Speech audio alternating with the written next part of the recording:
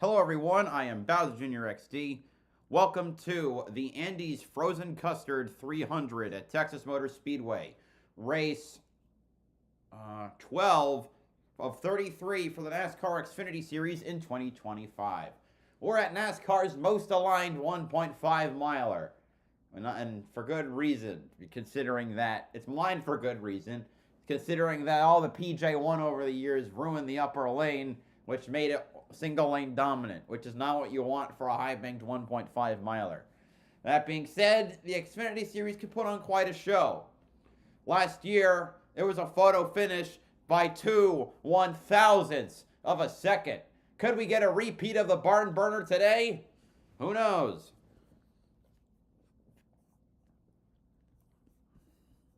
I'm trying to get the stream ready late because I didn't realize how much time had passed, so I'm trying to hurry a bit. Okay. Andes Frozen Custard 300.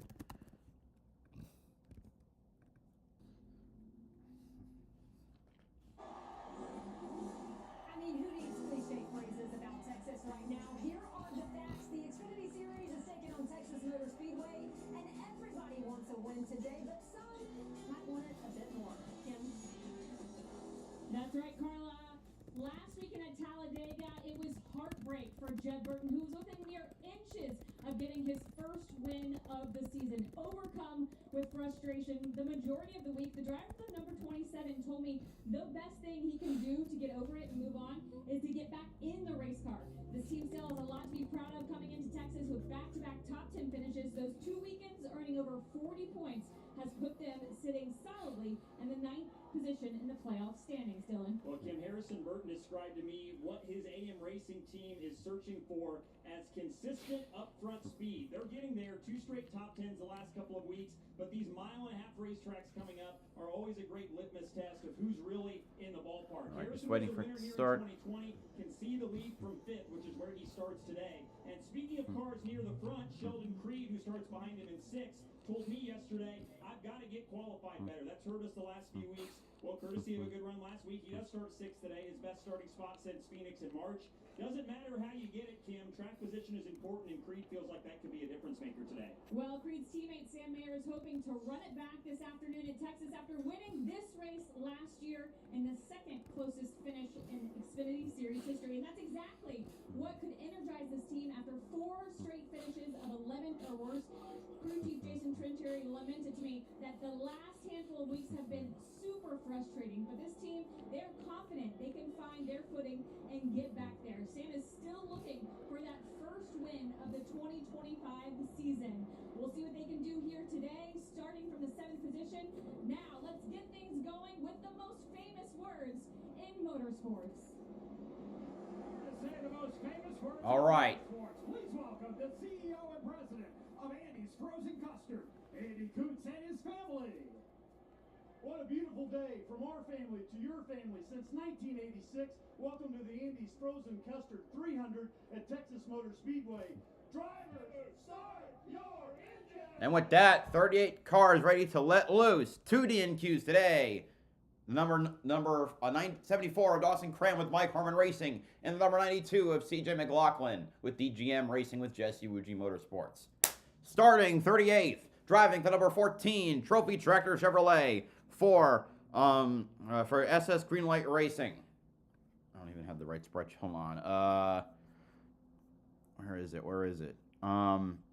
33 years old from Ligonier, Pennsylvania, Garrett Smithley. Starting 37th, driving the number 35, Donate Life Texas Chevrolet for Joey Gase Motorsports. 32 years old from Cedar Rapids, Iowa, Joey Gase. Starting 36th, driving the number 32, Desnuda Tequila Chevrolet for Jordan Anderson Racing. 44 years old from Guilford, United Kingdom, Catherine Legg.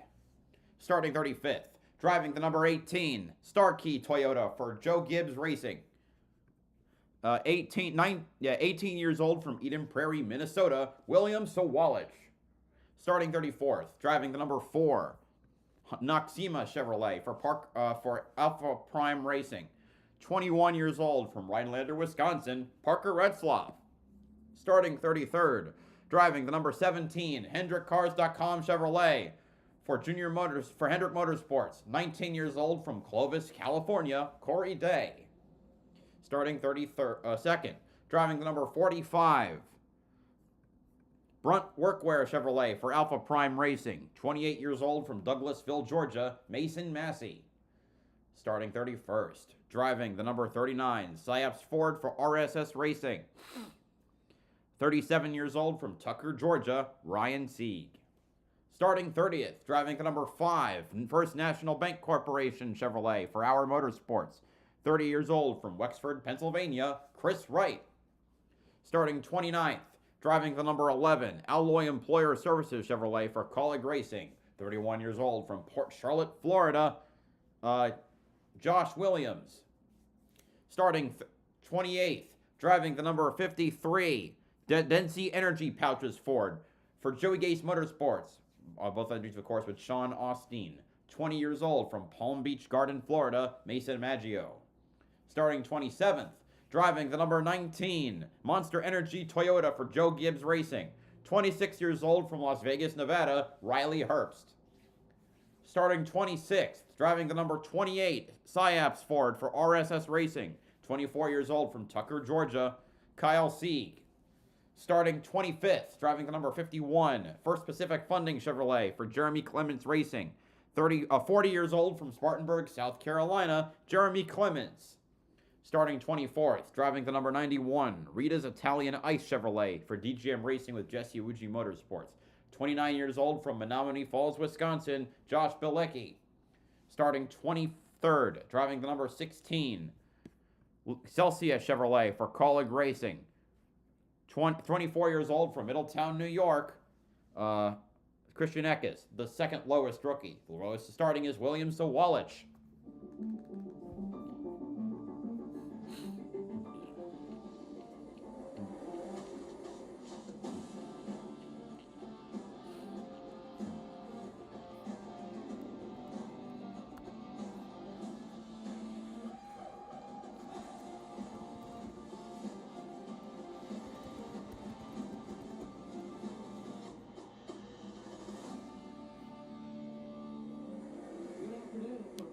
Texas, welcome to CW Sports coverage of the Andy's Frozen Custard 300.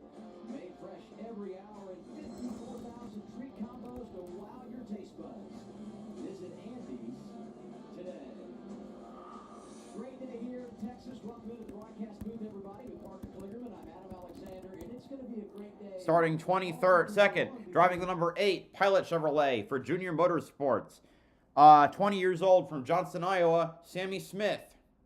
Starting 21st, driving the number 20, Menards Miracle Grow Toyota for Joe Gibbs Racing. 28 years old from Atlanta, Georgia, Brandon Jones. Starting 20th, driving the number 88, Blues Hog Chevrolet for Junior Motorsports. 31 years old from Elk Grove, California, Kyle Larson, who's only here because of, or it's 32 years old, who's only here because Connor Zilich is recovering from his injury that he suffered at Talladega on the last lap. Starting 19th, driving the number 71, Eclipse Claims Consulting Chevrolet for DGM Racing with Jesse Uji Motorsports. 35 years old from Ashburn, Virginia, Ryan Ellis. Starting 18th, driving the number 44, Frontline Fire Protection Chevrolet for Alpha Prime Racing. 34 years old from the Woodlands, Texas, Brennan Poole. Starting 17th, driving the number 70, DWC Chevrolet for Cope Family Racing. 20 years old from Mooresville, North Carolina, Leland Honeyman Jr. Starting 16th, driving the number 26, Thompson Pipe Group Toyota for Sam Hunt Racing.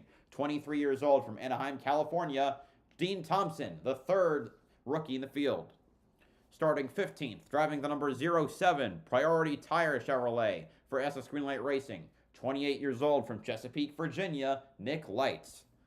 Starting 14th, driving the number 48, Borchetta Bourbon Chevrolet for Big Machine Racing. 23 years old from Miami, Florida, Nick Sanchez, the fourth rookie in the field.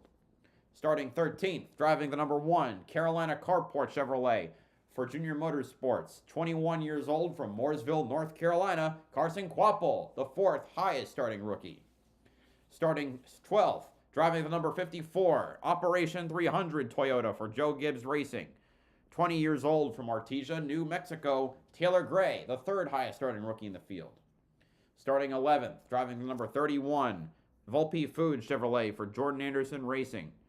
25 years old from Bakersfield, California, Blaine Perkins. Now for the top 10.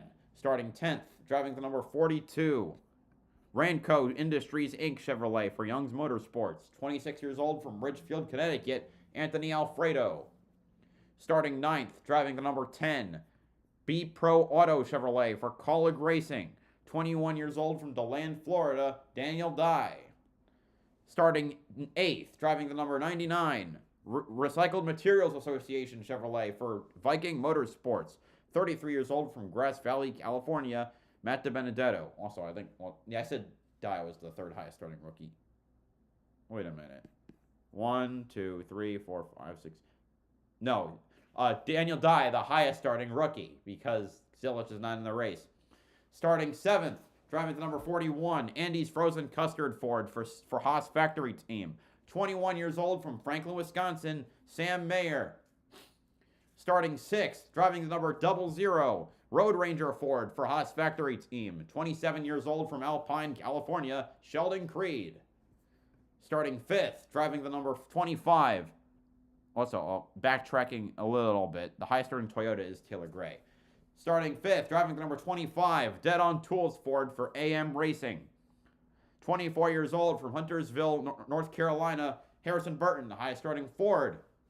Starting 4th, driving the number 27, State Water Heaters Chevrolet for Jordan Anderson Racing.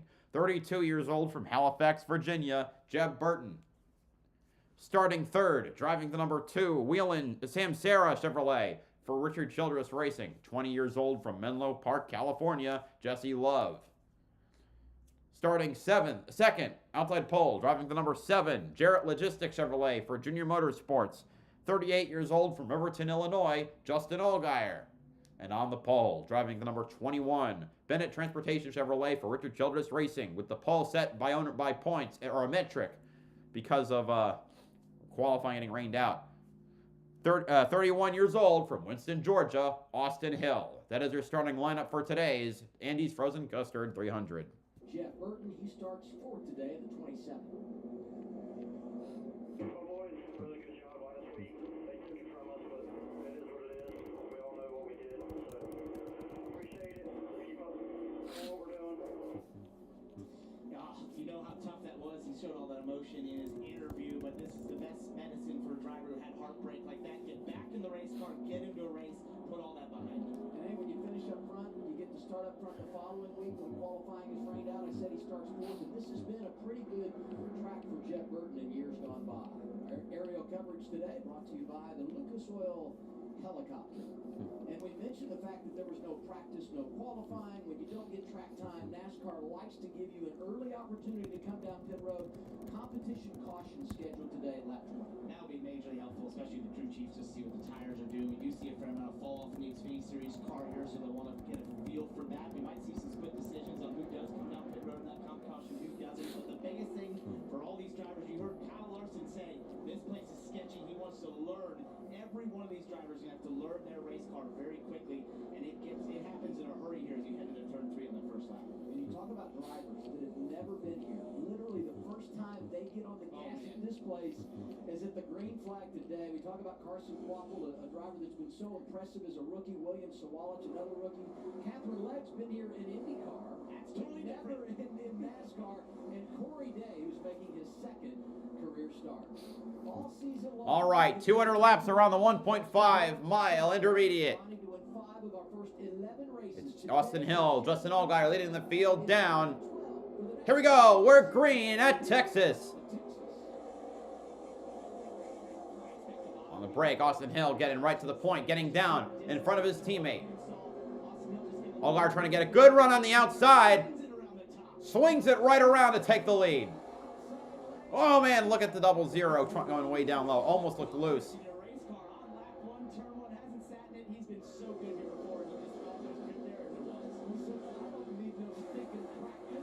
Oh, we got our spin. Can he save it? No, Ryan Ellis around.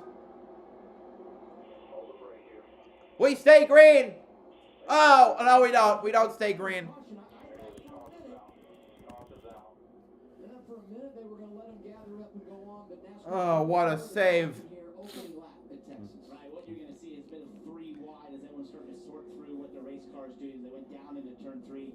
Ellis was caught in the Damn, that is so hard, especially at Texas, a slippery track. You don't want to be 3 wide early. The track isn't clean enough for that. Eckes just gets into his left rear, and he certainly does a good job holding on to it. Didn't hit anything. That's a big deal. You know, they reconfigured this place in 2017, and when they did, we kind of start breeding cautions. We have an early one. It's for Ryan Ellis. Couldn't quite hang on to it. Yellow flag early here in Fort Worth.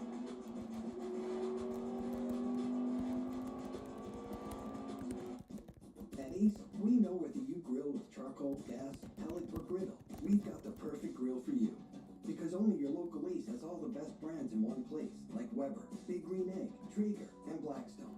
With free assembly and delivery of your new grill, along with all the sauces, rubs, and grilling extras, you'll have everything you need for your perfect barbecue. That sounds pretty perfect. Around the block, what you need in stock, with service so good it's guaranteed. Ace is the place with the helpful hardware, folks. Cole's mom, tucked in or out?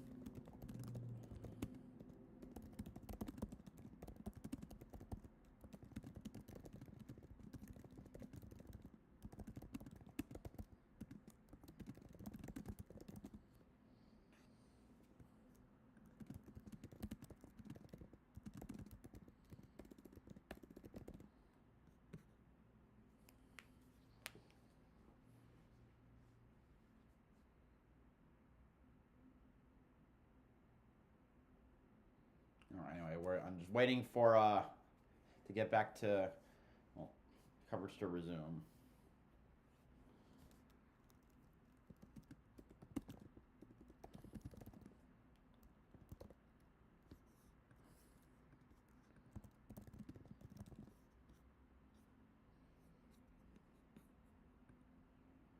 All right. This is brought to you by Andy's Frozen Custard.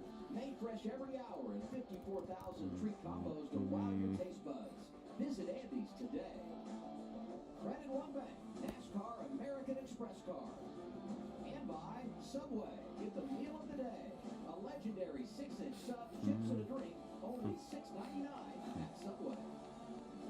Great memories in Texas. Harrison Burke, the winner here, same for Sam Mayer. And when you talk about success more recently, Anthony Alfredo coming off his best run of 2025, sixth last Saturday in Talladega Super Speedway. Now we get our race fit health report for the old double A, brought to you by French Fruit. And he's called fast pasta, and he's got pasta in his diet before a race. You gotta feel good. I like that one. I'm a big carb load guy as well. I always felt like that just gave me the energy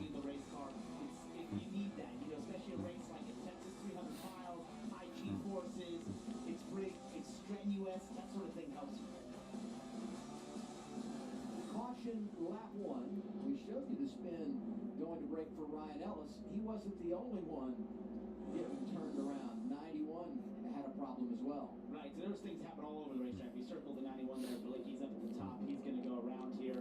It's just, we talk about this racetrack being treacherous. Right ahead of him, you see the 26 of Dean Thompson gets the wall out of turn 4. It's just this place gets a dust across it. It feels like at times. And it just, for whatever reason, if you get out of the groove, there's just zero grip. Bilicki is able to get away with it here.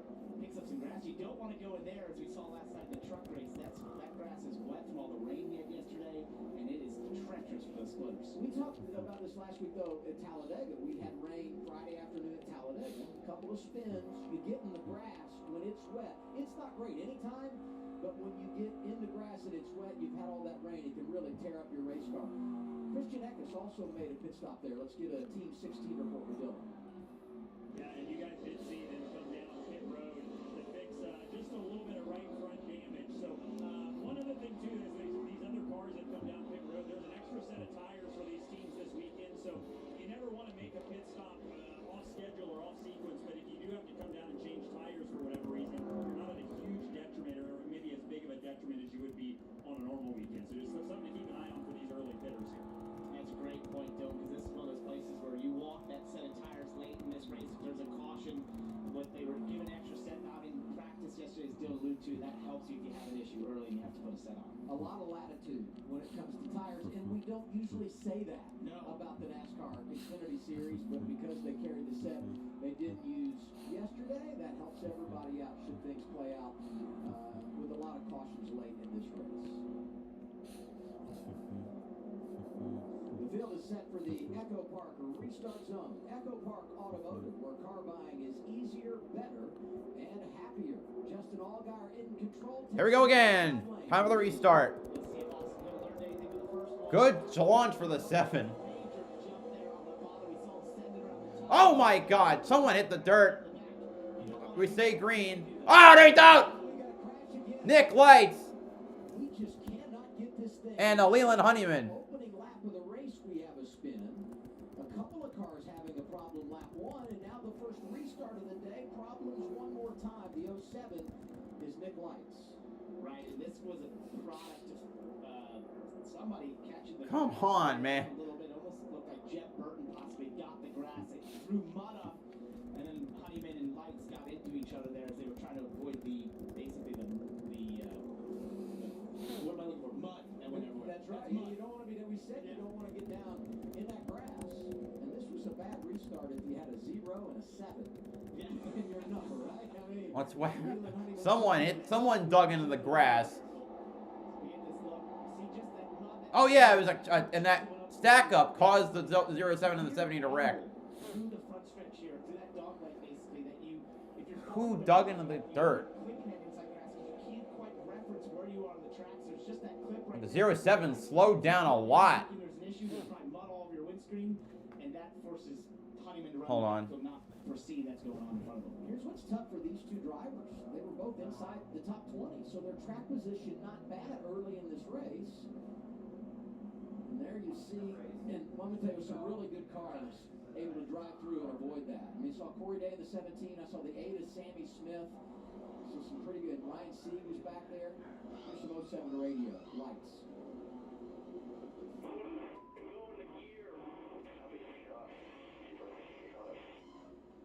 So I blame the mud. We got a whole other different issue. It did look like he had a large separation of the cars in front of him. So for Nick, basically talking about not being able to get in gear, by that time you're probably trying to get into third. Sometimes these cars have issues getting into that third gear. I've been through that before. Sometimes you can get some junk and sort of the linkage there for the shifter, and that stops it from being able to get in gear. That's what he was struggling with. Honeyman ran the back of him. I mentioned Sammy Smith getting through. Obviously some front-end damage there. And so last night we talked about the roll of the grass. I mean, that was enormous. That one makes me hurt. And Brandon Jones doing double duty, racing last night and today, driving the 1. He was involved in that incident. We're coming right back on the CW.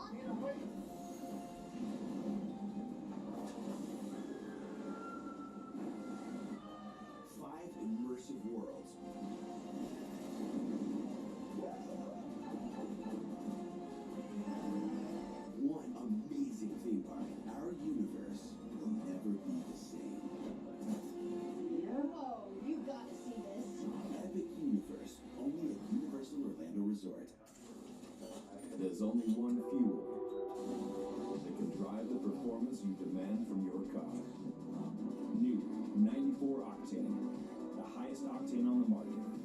Only at Sunoco. Just for men gives you your strongest, fullest, thickest looking beard yet. Mustache and beard, now with keratin. In just 5 minutes, score your best beard ever. Just for men. Your record label is taking off, but so is your sound engineer. You need to hire. I need Indeed. Indeed you do. Our advanced matching helps find talented candidates so you can connect with them fast. Visit Indeed.com/hire. Graduates, today you enter the real world, ready for whatever lies ahead, except for the following, which you are likely to find exceedingly difficult. Going to a 9-to-5 job, doing your taxes, putting on a duvet cover, taking off a duvet cover, realizing you're never gonna go to the gym. This guy knows what I'm talking about. In summary, life is hard, but saving money by bundling your home and auto with Progressive is easy. Oh, yeah, deciding what's for dinner every night, for the rest of your life. Sadly, windshield chips can turn into windshield cracks. But at least you can go to SafeLight.com and schedule a fix in minutes. Sweet. SafeLight can come to you for free, and our highly trained techs can replace your windshield right at your home. Safe Light, Safe Light. Don't wait. Go to SafeLight.com and schedule now. Safe Light Repair, Safe Light Replace. Forgetting something? Curry? The other thing. Spicy curry. Turo tires. A longer tread life all season and great looking. I'll add it to the list. Affordable all season tires with great handling and longer tread life. Turo puts performance within reach. Let's go see what NASCAR Prime's all about. Let's do this.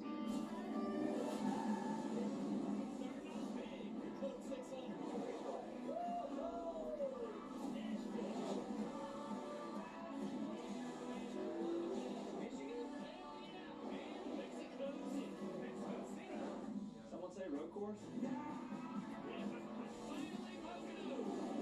All 5 Cup Series races.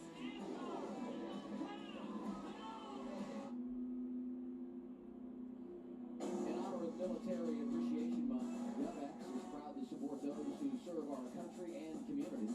If you have a military or first responder background, scan the QR code now for unbeatable deals on thousands of top brands. GovX, savings for those who serve. A couple of early cautions in the Andy's Frozen Custard 300. In fact, this is the first time ever we've had 2 cautions first 10 laps in an Xfinity race in Texas. How about that? You're all about numbers now. We got them all. Here's 42 radio. Thank you. Yes, yes, yes. Don't get the grass. What's going fast? Hey, just makes the whole wood field of grass like AstroTurf or something like Charlotte. Or where was the frenzy with that? Hopefully this way. All right, had a phone call. I'm back. Well, I thought it was the grass, Anthony, but I was wrong. It was a misshift, basically, and unable to get into gear for Nick Lights. But that grass didn't help. I don't think that helps when you see that mud pop up like that. It's just especially bad when you've had the rain we had yesterday, and it's just muddy, and when you hit that, it's so easy to get there. It makes it tough. Here comes Allgaier and Hill. Front row, they're hitting the Echo Park restart zone. All right, green, green, green. Can we go one lap? Justin Allgaier, can he do what Justin did to him at the start of the race? Second looks good early. 2-car Jesse Lewis. Corners in front, inside of his teammate. Lost all the side course there in the exit. Had a massive slide. Also gave all the room he could. That outside wall. Ooh, look at that car. One of the, I think it's Jeb who got a little loose. That red, white, and blue car. Sheldon Creech is in the position. And he was peeking out of line on the 2 of Jesse Love. And Blaine Perkins back there was all sort of sideways out of turn 4 out of the groove. It looks like you do not want to be out of the bottom groove right now. There's just absolutely no grip out there. 2 words of advice early. Hang on. Yes. And we made it a lap. Ooh, look. Green. And we're still Sheldon Creed getting by Jesse Love on the inside, heading into turn number 3. One thing that happens when you have a large slide like that, not only will that first bit of slide that slows it from momentum, but you also heat up that outside right rear tire. We got now. That's Nick Sanchez trying to get on Jeb Burton now. That's for the 6th position. He gets it. Left rear of Austin Hill, they were lucky to get away with it. Oh. good effort for Hill to hang on. I mean, Love was really dancing, Yes. but when there's contact like that off of turn 2, it's easy to get away from you. 54, black and yellow machine, Taylor Gray, the rookie. Raced here last year, finished 11th. There's Matty D. On the high side, trying to get around Taylor Gray. That's for the no. Well, okay. Sorry, he's trying. Dibby's trying to hold on to 9th. Excuse me. And there's Alfredo in 11th. Oh, wait, no, wait. Hold on. No, Burton's okay. Harrison Burton 8th. Yeah, 8th, 9th. Okay, Gray's 10th. Speaking of getting stuck on the outside, going in the wrong direction, Jesse Love pedaling it in the 2. Sam Mayer had a look. You're on board. There's Nick Sanchez trying to get to 5th. He gets it. Jesse really was loose as we look on board to the outside there. Nick Sanchez, normally the orange and white car, shed of bourbon, going to black. I thought Mayer was going to get there. Yeah. And as he goes back, Nick Sanchez says, I'll take advantage of the 48. There's Kyle Larson. In the 88, no surprise, he's driving to the front. Up to 12th after starting 20th, driving around Anthony Alfredo. And he told us he had to learn. What does he have to learn? Right. And that race car looks outstanding, by the way. It does look good. And we'll take this opportunity, well wishes to Connorsville. Trade is here this weekend. Sanchez is on a roll. But we're hoping that if Oh, a little wiggle there. we'll see it racing again in Charlotte.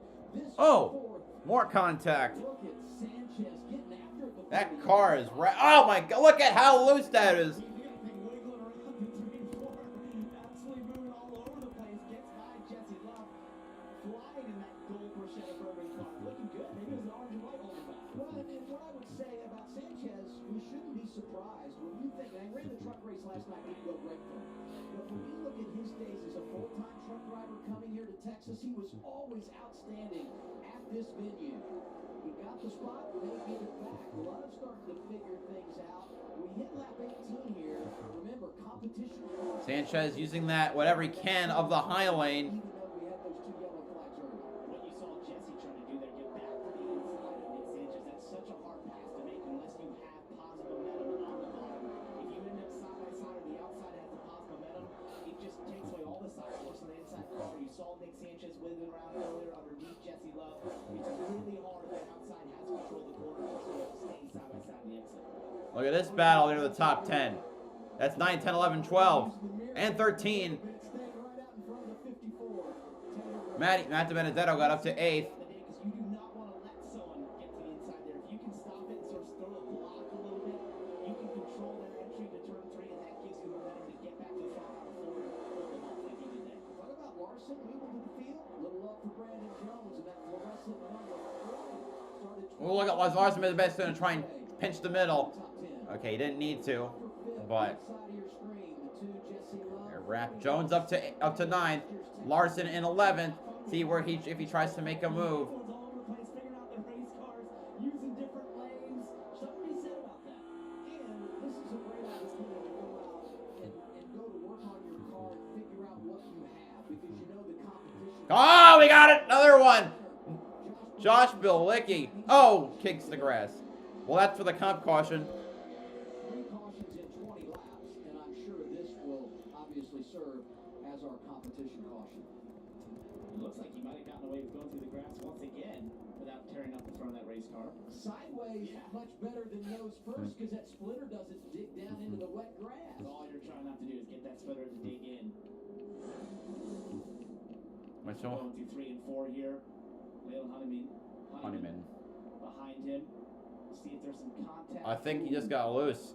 Maybe a little contact. Maybe a slight contact. You never know. You don't know at that point. The cars are so light and on the edge through that corner. You know, when you're by yourself, it's a min speed to that corner around 175 to 180 miles an hour. It's really tough corner to All right, we're 20 laps clear. These Xfinity cars don't have a lot of downforce. That's what we love about them. You see them wiggling around all the time, and that means if someone gets to your left rear like that and takes away that air from that spoiler or packs it in the left rear, it can just make it send it around. I can't tell you how many times I've been guilty of saying, oh, contact. And you go back and see the replay and think, it was air. He didn't even hit him, you know? They look the same at times. That's how on edge the cars are. It just takes a little air pack there and you can send it around. Everyone's still on the lead lap, so no free pass here.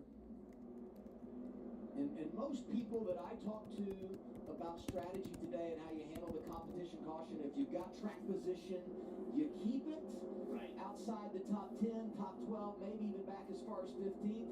You'd make a pit stop, and some people weren't telling the truth because here comes Jesse Love, Matt DiBenedetto, Harrison Burton, all that pretty good track position, and they're hitting progressive pit road. Dylan? And Jesse Love is the first one leading the cars down there on the left of the screen. He is plowing tight. He came on the radio on lap 1 and said that he was chattering the front tires and then doubled back on it at this yellow and just said we are way too tight. Harrison Burton, he has gone backwards. It was started the race tight and it just gotten worse. So they'll make a chassis adjustment there on the 25, 4 tires and fuel for both these cars. And now we get the race off pit road.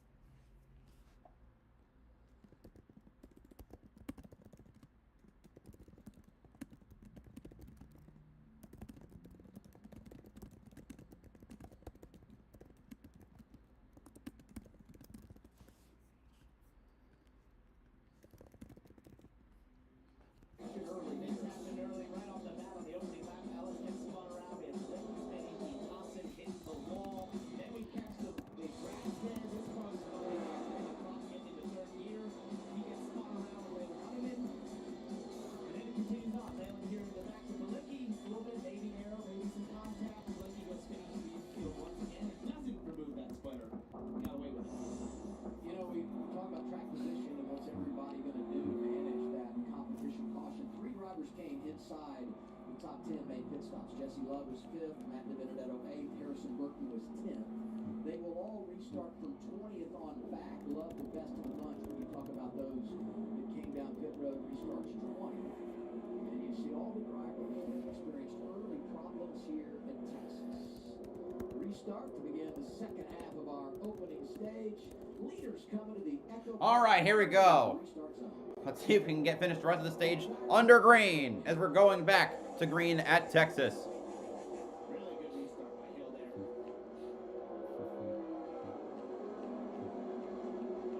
there. Ooh, Sanchez trying to go middle. That didn't work. Nick Sanchez is up to, no, that's Sheldon Creed up to second. Sanchez will get to third, though. Big Machine Racing's only win came here at Texas 3 years ago. Maybe let's see if they can repeat.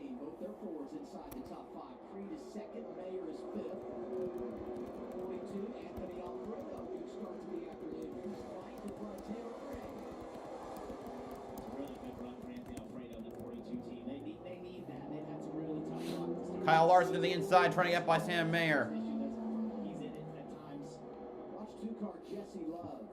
He's in trying to go 3 wide to the top here. It's so loose. It's so slippery up there. We mentioned it multiple times. There's just not the grip out there. It's so enticing. You want to move out there, and I do expect if we do get some green flag running, that outside grip will move up in 1 and 2. It always historically does here. But it's just you gotta give it time. You gotta let it be. Larson's up to 5th. Wait, Corey Day is up to 10th? Nice. That's a very technical racing word. Very much a racing word. State water heaters on board camera. This is Chad Burton, 8th right now. Right behind Brandon Jones. And he's already watching Kyle Larson drive by. The man who won here 2016 has a couple of cup victories here.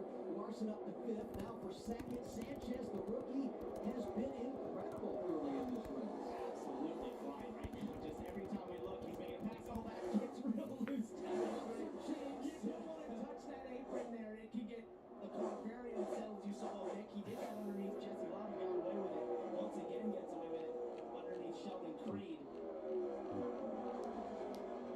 That's a good pass. Now set his eyes on the leader. You know all about success with Big Machine, and this program has been so good. Scott Borchetta and everyone's done a nice job of developing for 48 months. Their only win all time came right here, Texas Motor Speedway, courtesy of Tyler Reddick a few years ago. So this is a team, when you think about magical moments in their history, and it's been a short history, right here in Texas is the place where they got to celebrate. As we look at Larson, and I don't know, and we'll get there quick, the top 5 with so few green flag laps explains just how strong that 88 is. I think he's figured out he's also been the first one to make that outside lane in 1 and 2, start to work to make passes like he just did there on Austin Hill. That's where I expect the groove to move to. He's just gotten there earlier. Now running this higher line in 4, didn't expect to see that, but he is doing that. It's working for him. He said he had to learn, and he's obviously a quick learner. Yeah, I was hoping it would take a little longer. I wanted some drama to unfold. By the way, if you check the bumper right now, Allgaier, he's got the... There's Zilich watching from the pit box. Right on your screen is teammate Connor Zilich, the rookie who misses today with injury, but you can see he's listening to team radio. He's going to school. And the move Kyle Larson just made in 1 and 2 was absolutely awesome. He went down in there and diamond the corner, cut underneath Sheldon Creed, got inside of him, was able to clear him down to turn 3. That was amazing to watch. I think if anyone else saw that, they're going to have to put that in their notebook to know that's a line that can be used. 20th to 3rd, and we had approximately 15, 20, I don't know the exact number of green flag laps. And a track that I would say is not easy to pass, right? You see our biggest movers, Corey Day, outstanding. Now Corey Day's up to 10th.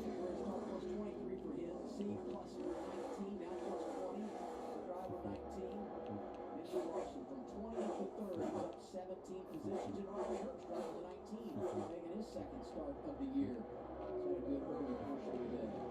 Same for William Sawalich, So Sanchez trying to diamond the line. Larson did. But Larson did just too good. Right around the outside. Sanchez.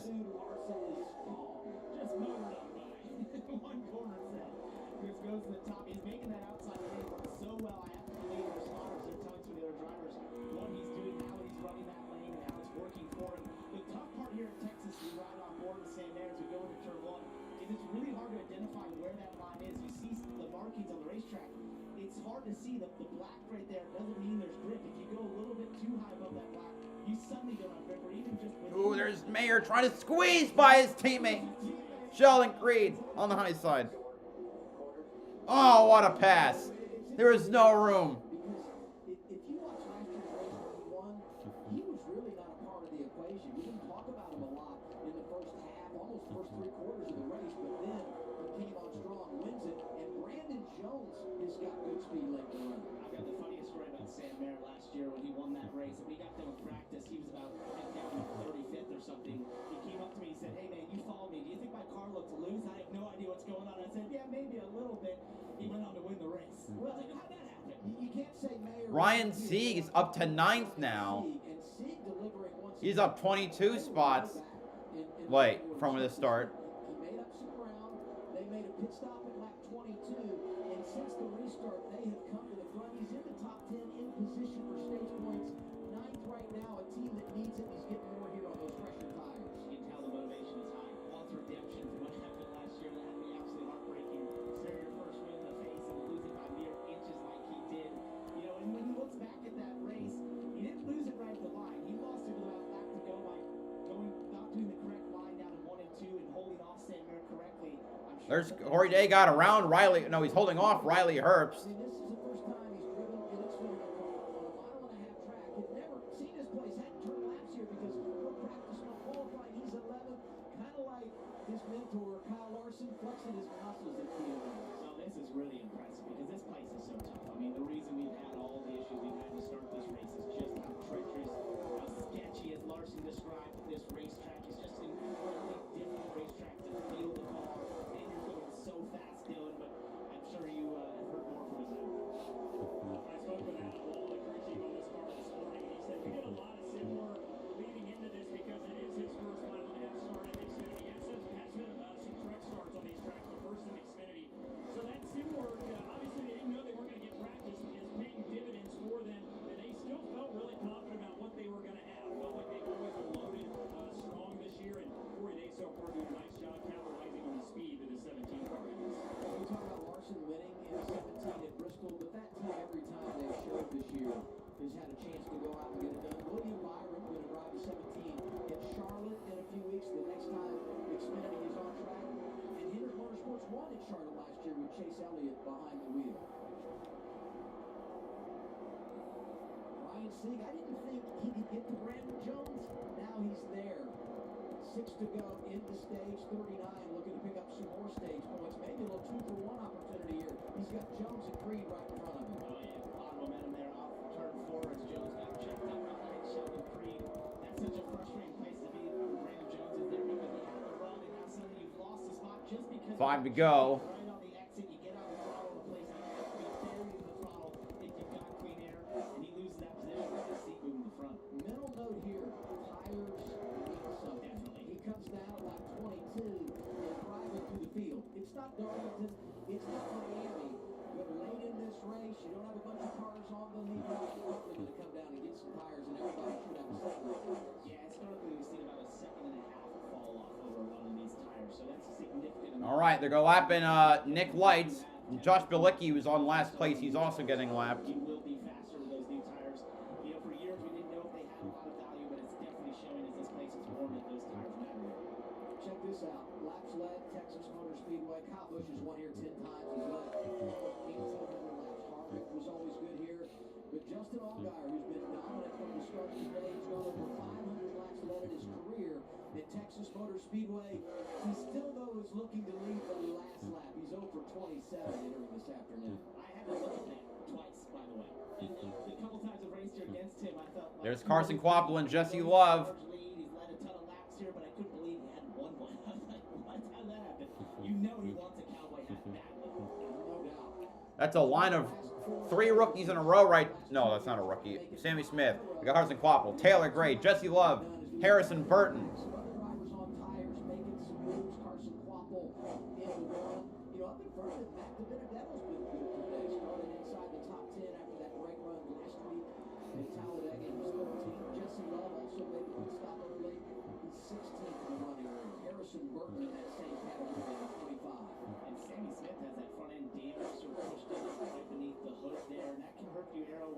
Last lap of the stage. As fast as he is, it's good to see for Sammy Smith. I'm sure that he was really worried after seeing that front end damage. That really hurt their speed. It's been a good track for him. Oh, what happened to Sammy Smith? Damn. Oh, the hood's taped down. That's what I was talking about. I got so confused.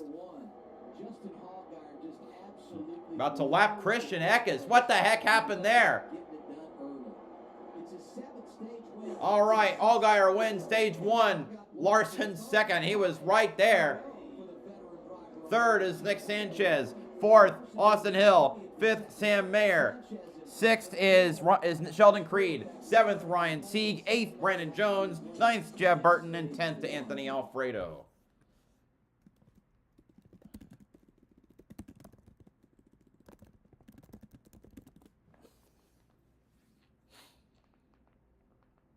Now, checking out IndyCar qualifying real quick. Displays on the side of the cockpit filling up as he gets his pack full. We see it again. Burning it on the run down to turn 8. That's Marcus Ericsson in front of him, giving him a little bit of a tow. Just balancing the car there, hustling over the curve, both sides. Full commitment as Ericsson pulls out of the way. That will be beautiful.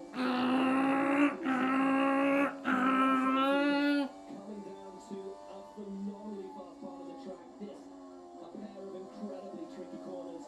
Then it's his low right hand and downhill. Then up. 1-7. That is on 7.635. But just as that happens, I don't know how good my impression is of the V6 Turbo V6. Here's Marcus Armstrong. He is 9 tenths to the good over Will Power, who sits on the bubble in Q6. Now a second up. Penske's been off. Let's see if Power can get out of Q1. everybody 7th and below up on the time that would ultimately move them into that top 6. There's Marcus Armstrong, the driver last. Not a great time. Oh, he's going to the top. Never mind. What the hell am I saying?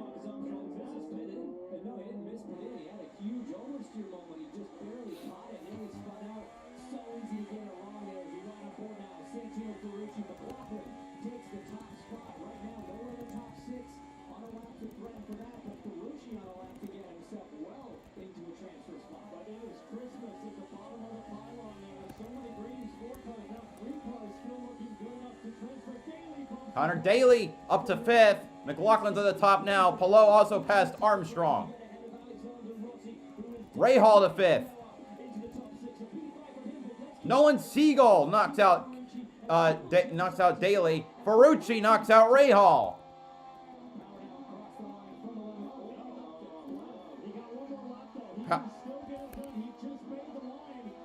Power made it to the line, but he's not in. He's in 12th right now.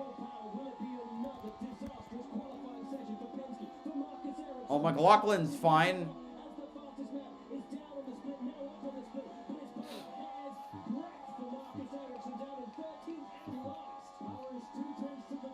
Can he maintain it, though?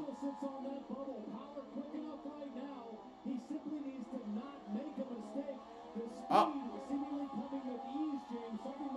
Below to the top.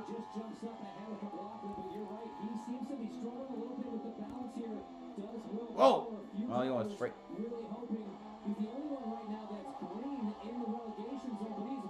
No, he's losing time down the straightaway.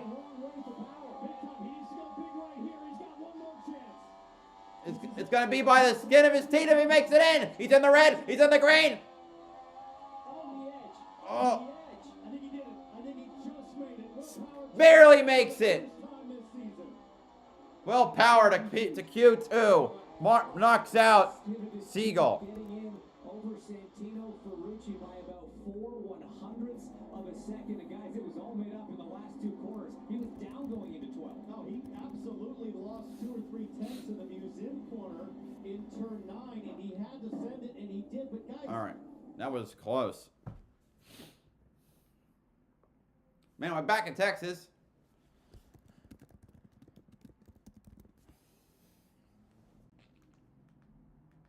What the heck?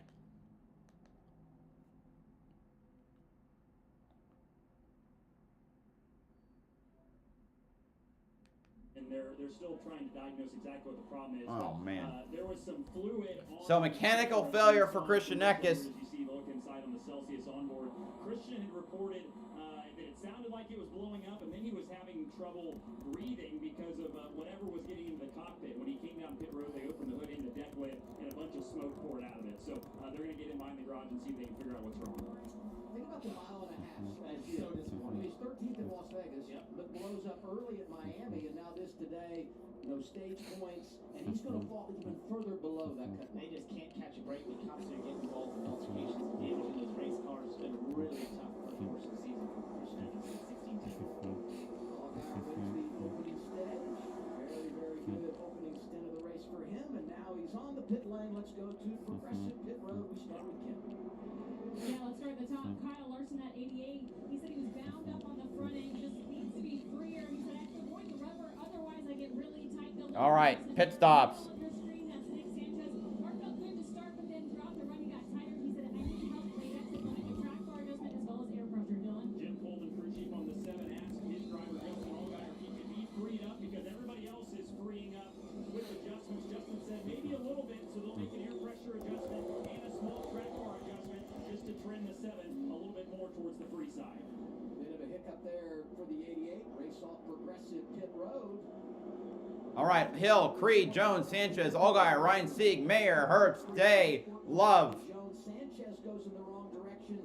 So does our race leader Justin Allgaier, who lost 4 spots. RCR with great pit stops.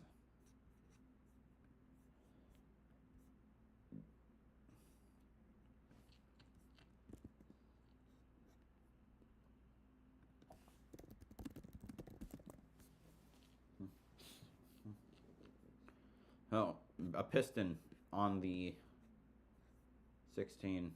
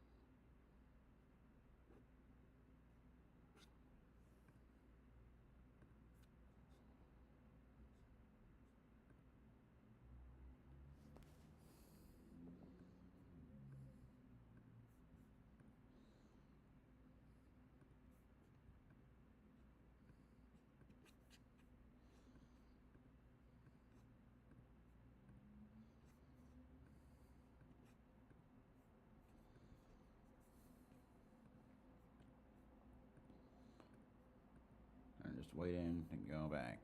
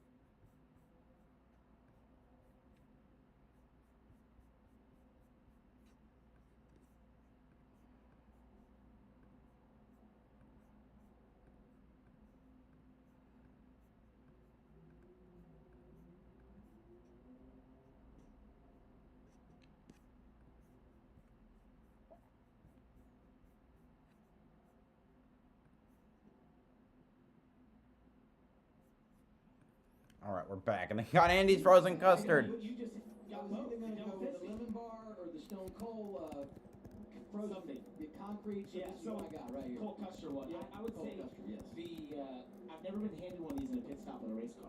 So this job's way better. I also had tequila on the pre-race show. I mean, I don't know what I signed up for here. We're getting ice cream and tequila. It's amazing. I don't have a problem having one in each hand. I don't have a Yeah, hand free to eat with, No. you know? Hey, let's go back. We mentioned going to break. Issues for the ADA.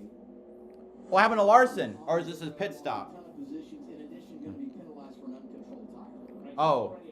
It was a slow stop as well, but this was the big issue that you'll see here.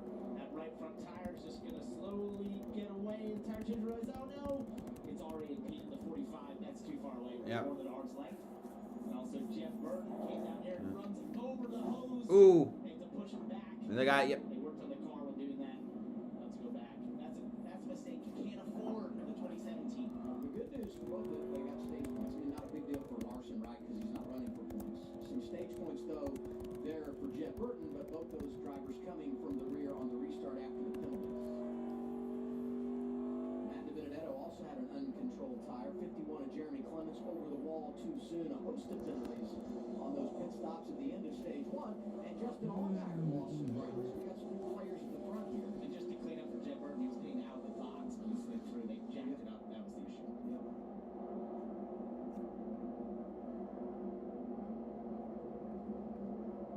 So front row here is going to be Sheldon Creed, Brandon Jones.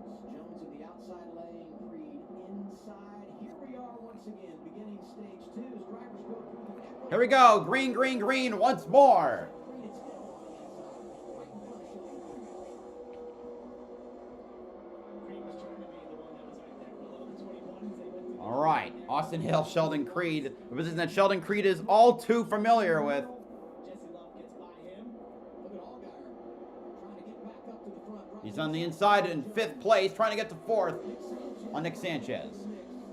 Looking outside that 33 in around the outside of Brandon Jones. Ryan, there's Ryan Sieg back in 7th, trying to get around the 2 for 6th place. Watch the outside, found the grip and drove right around Brandon Jones and bringing just Allgaier with him.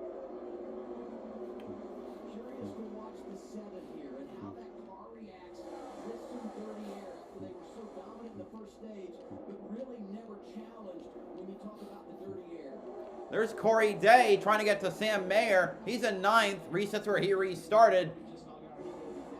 The 18-year-old trying to learn fast. Larson, there he goes around Catherine Legg. Larson driving through the field aggressive. Whoa, look at that slide. Oh, man, kept it off the wall. What a save. The car even slid when he was going slower. It just shows you how little grip is out there. It's on such a knife edge and you're in such a condensed space of what is the racing groove and what is not. And you see cars go the outside, they're taking a huge risk. Carson Quappa goes to the bottom here with Leland Honeyman. Wow. Sometimes when drivers drop like that, you think there's an issue. But when you close on someone, you've got to make the move quick. Here's Allgaier inside of Sanchez for third. You just got to run, you just got to be decisive with it. It's the only way it works here. You've got to take control of the corner when you can. That's how you make passes. As Kyle Larson's trying to make up for that issue he had off of turn 4. Couple penalty cars following each other through here. DiBenedetto 99, 88 Kyle Larson.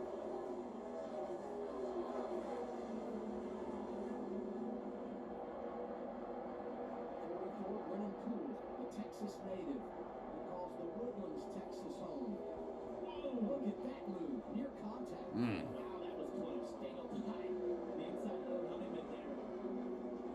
I don't know if Leland knew he was down there or whoever was trying to come down as Dale died, got beneath him. That was almost contact. Is Leland Honeyman Jr. a magnet today or It what? seems so. Every time That mess for a disaster. Allgaier trying to get... Oh, look at the wiggle from Sheldon Creed. His own highlight reel.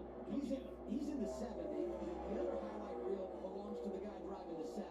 Allgaier loses the position. And Allgaier gets back to 2nd. Second as he drives below that 00 of Sheldon Creed. Two things. He was really good in clean air, and he seems not to have an issue in track because he's been able to fly through these cars, making quick passes as he goes along towards the lead. 16 Thompson. He got a little bouncy there. Honeyman has to come out of it. Dye nowhere to go. A lot going on in that situation. And it's just an awkward part of the racetrack. We're going to talk about it all day. We've seen with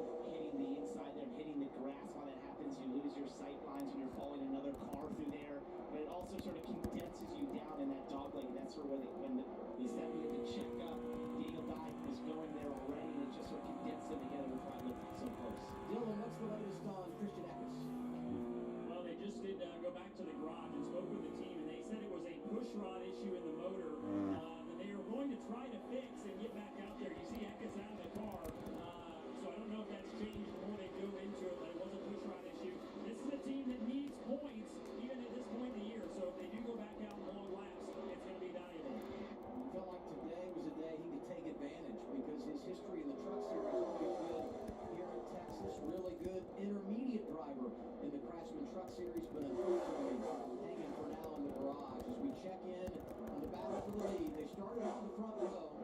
Austin Hill leading Justin Allgaier. Justin's gotten to him quickly, but getting there is one thing, passing is another. He's just looking so strong. All right, let's see where the 7 Allgaier will make the move. He's within a quarter of a second. As well as Austin Hill has done a good job being up here in the top 3, but it just seems like the 7 has the speed right now. For most, getting there and passing are two different things. For Allgaier today, I'm not sure it really matters. 7's been stout, but for now, he rides behind Austin Hill who leads 17 laps in. Oh, come on. Well, they go side by side, so. It wasn't the late night shoot-arounds or the tournament trips.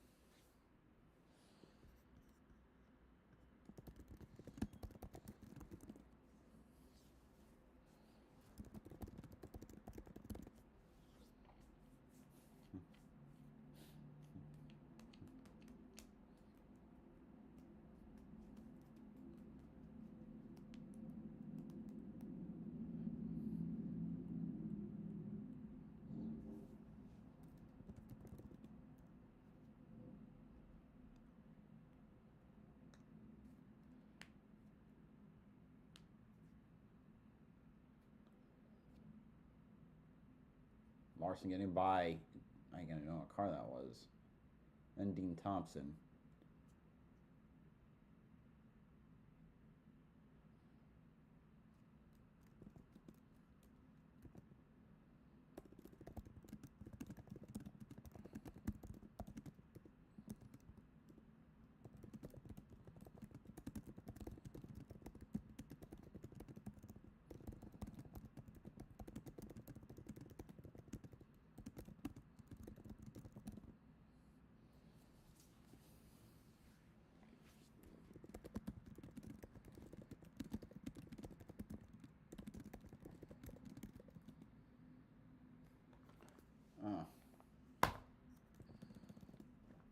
Let me check IndyCar qualifying at the moment. I might miss the lead change if it happens, but how much time we have left in quali?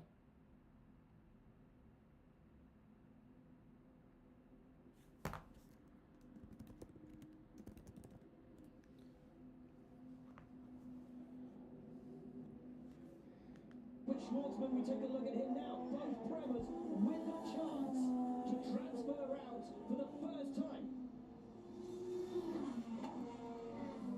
Robert Schwartzman from Tel Aviv, Israel, making his move over into the United States. His rookie season, along with Bremer's rookie season. Bouncing around the time a little bit right now. It's going to be close. Cal Copeland on the outside looking in. Not something we were expecting coming here. Rinus VeeKay is going to cross the line first. 107.7. That's where he settled his now. All right, let's see what Schwartzman can do. He didn't make. Not enough for Schwartzman. Kirkwood, not enough. Schwartzman didn't make it. Another Andretti global car on the outside looking in while the teammate Colton Herta up there in P1. You see Scott Dixon dejected. Herta, Newgarden, Mistake made. Lundgaard, Simpson, Ganassi out in the form of Scott Dixon. VeeKay, Ganassi Foster. Kiffin Simpson. What a job.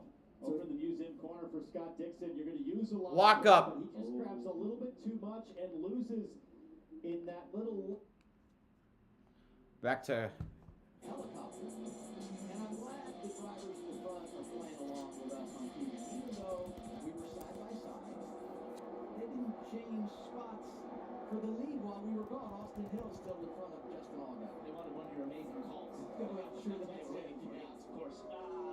battle for the lead still going on. Allgaier had his flip up, but he got back. Austin Hill, but since he's got that sort of fizzle out, Sure. what Uh, I see is you look at the line they're running down here 1 and 2, how high Austin Hill is up the group, up the racetrack. As that line comes in, it gets harder and harder to pass for Justin because as you go lower, you just get tight. And so you're going to have to find some ways to gain momentum on down in 3 and 4.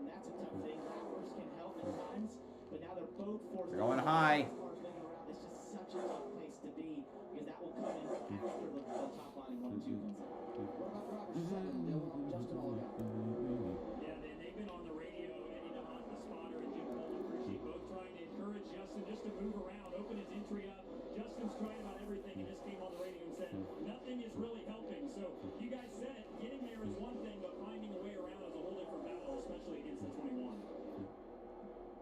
It's a great point. I've seen Justin trying different things. Trying to go lower, middle, enter. They got 2 wide ahead of them between Bilicki and Legg. Man, he slides between both of them.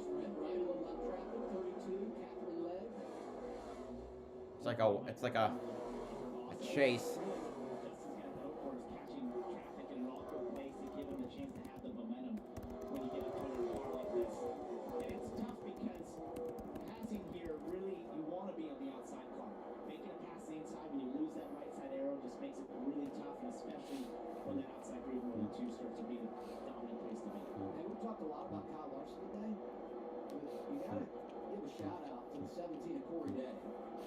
Himself in the 8th position, despite the fact he'd never seen this place, and he's in front of 2 really good drivers, especially when you talk about intermediates.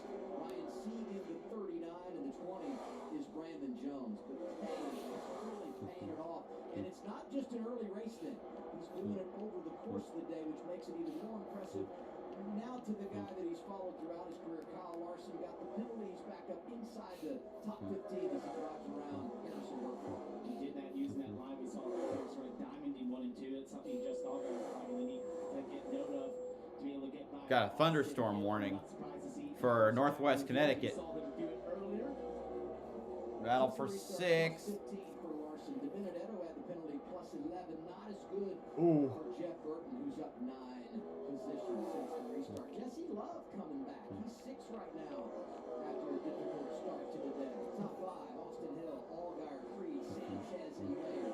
31 laps down stage 2. All right. Sadly, windshield chips can turn into windshield cracks. But at least you can go to SafeLight.com and schedule a fix in minutes. Sweet. SafeLight can come to you for free, and our highly trained techs can replace your windshield right at your home. Safe Light, Safe Light. Don't wait. Go to SafeLight.com and schedule now. Safe Light Repair, Safe Light Replace. Let's just get a closer look.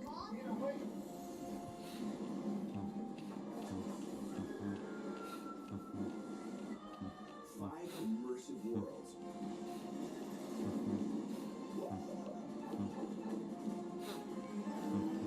One amazing theme park. Our universe will never be the same. No, you gotta see this. And now we wait.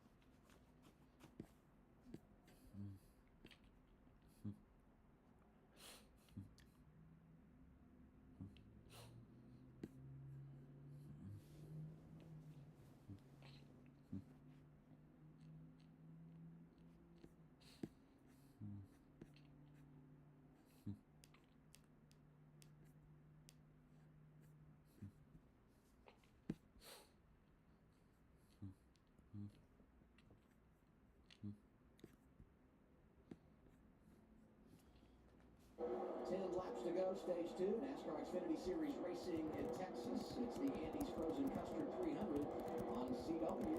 Parker Clearman, I'm Adam Alexander, Weldon Welch on the pit lane with Ken Coon.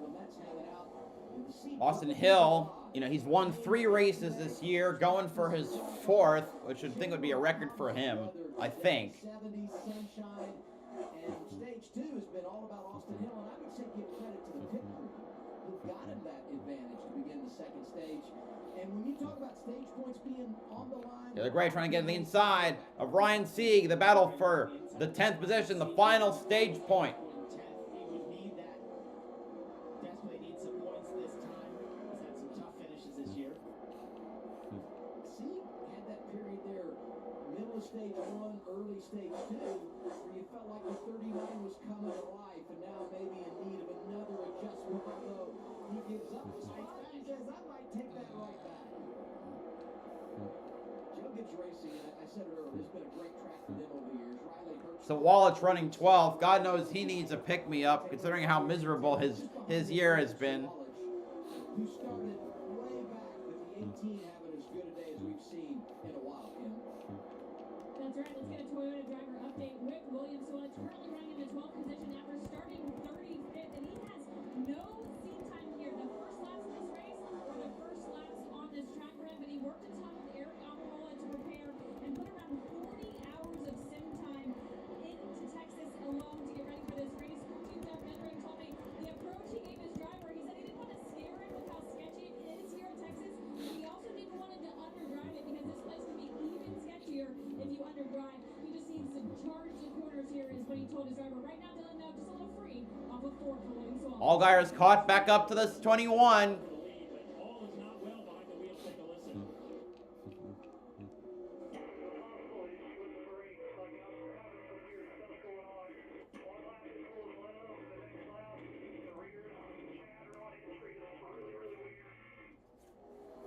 He's been working the brake fans, trying to find a good balance there, but trying to hold off the 7 at the same time. Ooh, Allgaier trying to get a run to the inside. Can he get? I don't know if he'll get to the side-by-side. He's going to get real close, sliding up right behind him. A little wiggle there off of 4. As it come to 5 to go for the stage. Austin uses the brake bias more than probably any other driver in the series. He's known for it. He did it so often a couple weeks ago. He actually broke the knob inside the race car at one point. So he uses that a lot. Coming up on Jeb Burton, who I think at one point was in the top 10. Now about to get lapped. Right now, sometimes if you have vibrations that can push the pads back, that sort of thing, but to be locking the rears, you're only using about 150 to 200 pounds of brake, maybe 250 down in turn 1, which I had to put that on a scale.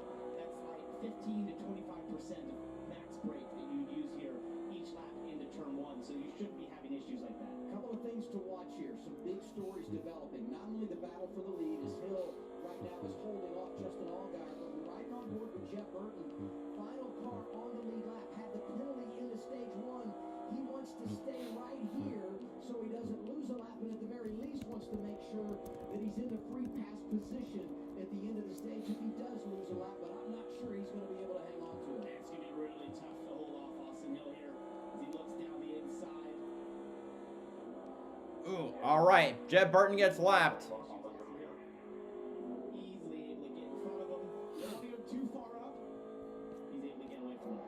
3 to go in the stage. Now you just have to hope Hill doesn't pass anyone else, putting them a lap down. Next car you would see to put a lap down, Jeremy Clements, make it. Oh, we got a wreck. And there is a caution. That'll end the stage. Here for Jeff not getting the free pass. Chris Wright in the 5 is running. All right. Chris Wright brings out the last caution to stage 2. That'll end the stage.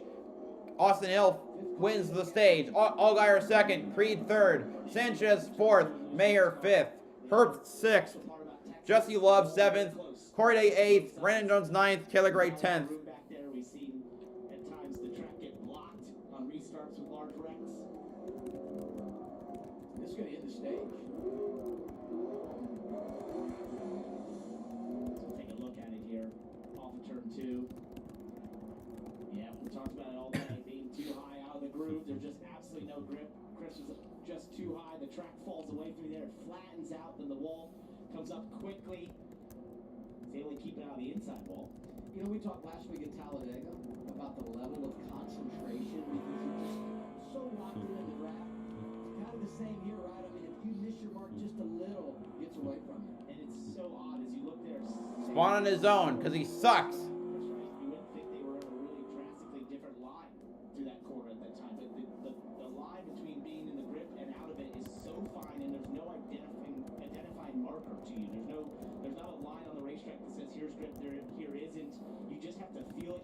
sense it. You just have to know, and it's a really tough thing. That's why we see cars that just get a little bit too far out of the groove, suddenly lose all that grip. And when you get out there, it can at times, especially if you go high enough, feel like ice potentially that you've hit, which is just what makes this place so tough. Confirming Jet Burton will get the... All right. So, yeah, last lap of the stage. And I'm going to check out IndyCar qualifying round 2. Okay, we got 8 minutes.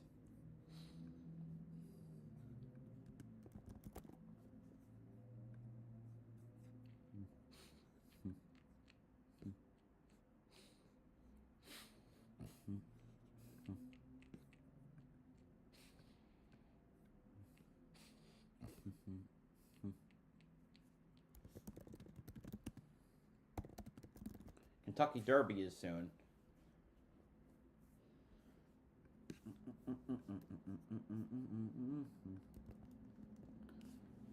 What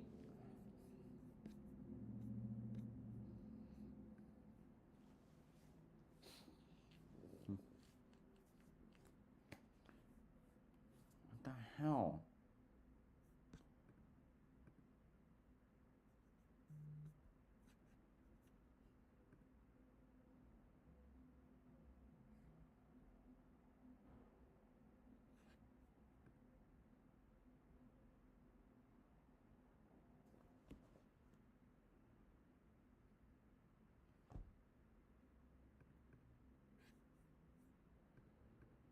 Watching my phone, I guess.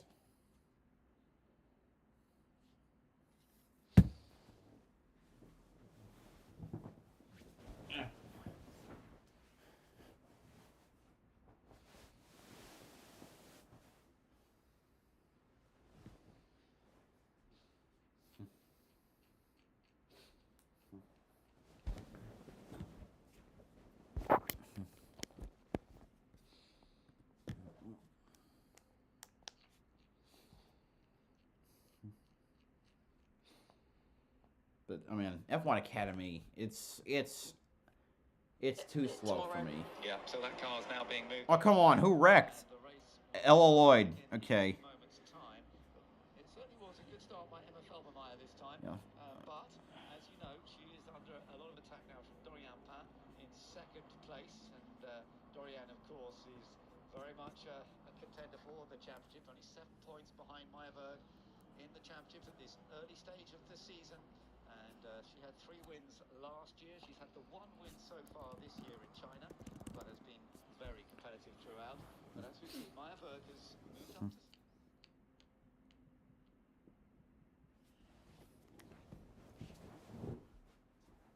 Hello? Yeah. Yes. See that. Bye. All right. Dude. And here Dorian getting as close as possible, being ready to react to Emma. She goes quite early actually here, going into the last corner. She's going to make sure she gets a clean braking into turn 17. Perfect. Needs to get the exit here now as Dorian will be hiding the pressure. So who's leading? It's FEL with Sauber. Emma Felbermeyer. Okay.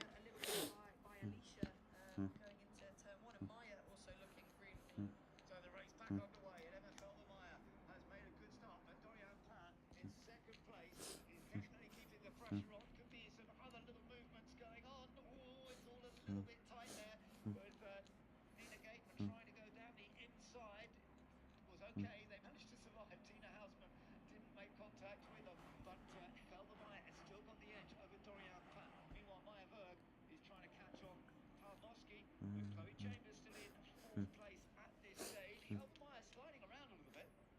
Yeah, Maya needs to make sure that she's smart and decisive and committed in these overtakes. All right, let me get back to NASCAR. We'll check back in about a few minutes. It's hindered her, but everyone's fallen off a little bit in front, and she needs to make sure she's got the overtake.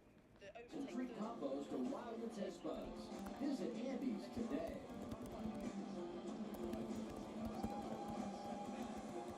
Anthony Alfredo is doing a pretty good afternoon, looking for his 4th consecutive top 15 finish. And now the race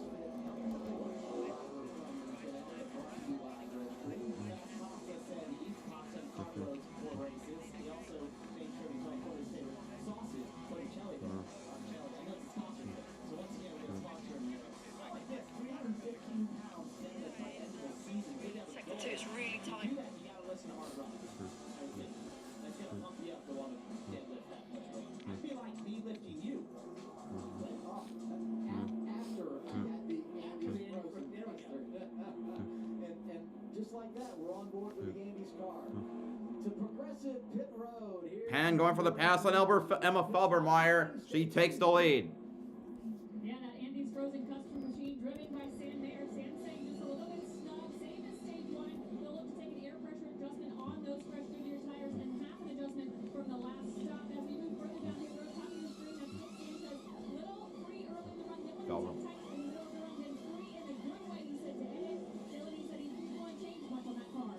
Go back on the changes they made on the 7 car at the end of stage 1 to get Justin Allgaier more lateral grip. That's half round down on the track bar. Told you about the brake concerns for the 21 Austin Hill. That's causing him to chatter the front tires. He wants to be looser. Chloe Chambers in 4th behind Aurelia Nobles. Looking at that. All right, Austin Hill, Creed, Allgaier, Sanchez, Love, Gray, Day, Herbst, Mayer, Larson. +1 for Creed. Allgaier loses 1. Sanchez and Love, the top 5. Final stage after the break. All right, time to watch the end of Indy Quali.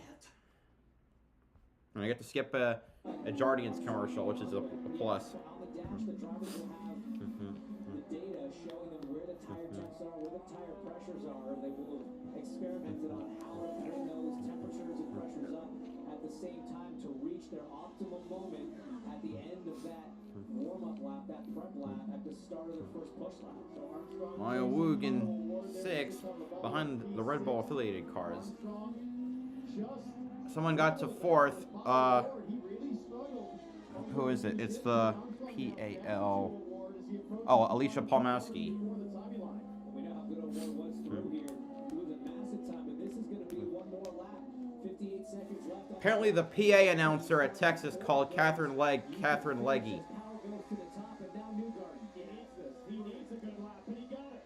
Brilliant lap for Joseph Newgarden all the way round. The Delta was looking good for him. Meanwhile, look at Scott McLaughlin, 7/10. 3/4 of a second to the good. VK half a second up. Lundgaard half a second up. All of them looking to break in. Everybody P7 down on a good time. Everybody Power to the front. down on the time to P1. Remember, it's just really P6 we're looking at right now. All three below the lineup. Siegel on the bubble. He gets bumped by his teammate, Pato O'Ward. Still on a Power good Polo, lap. Herta O'Ward, Newgarden, To break in. Lundgaard, the current top 6. Same with Armstrong.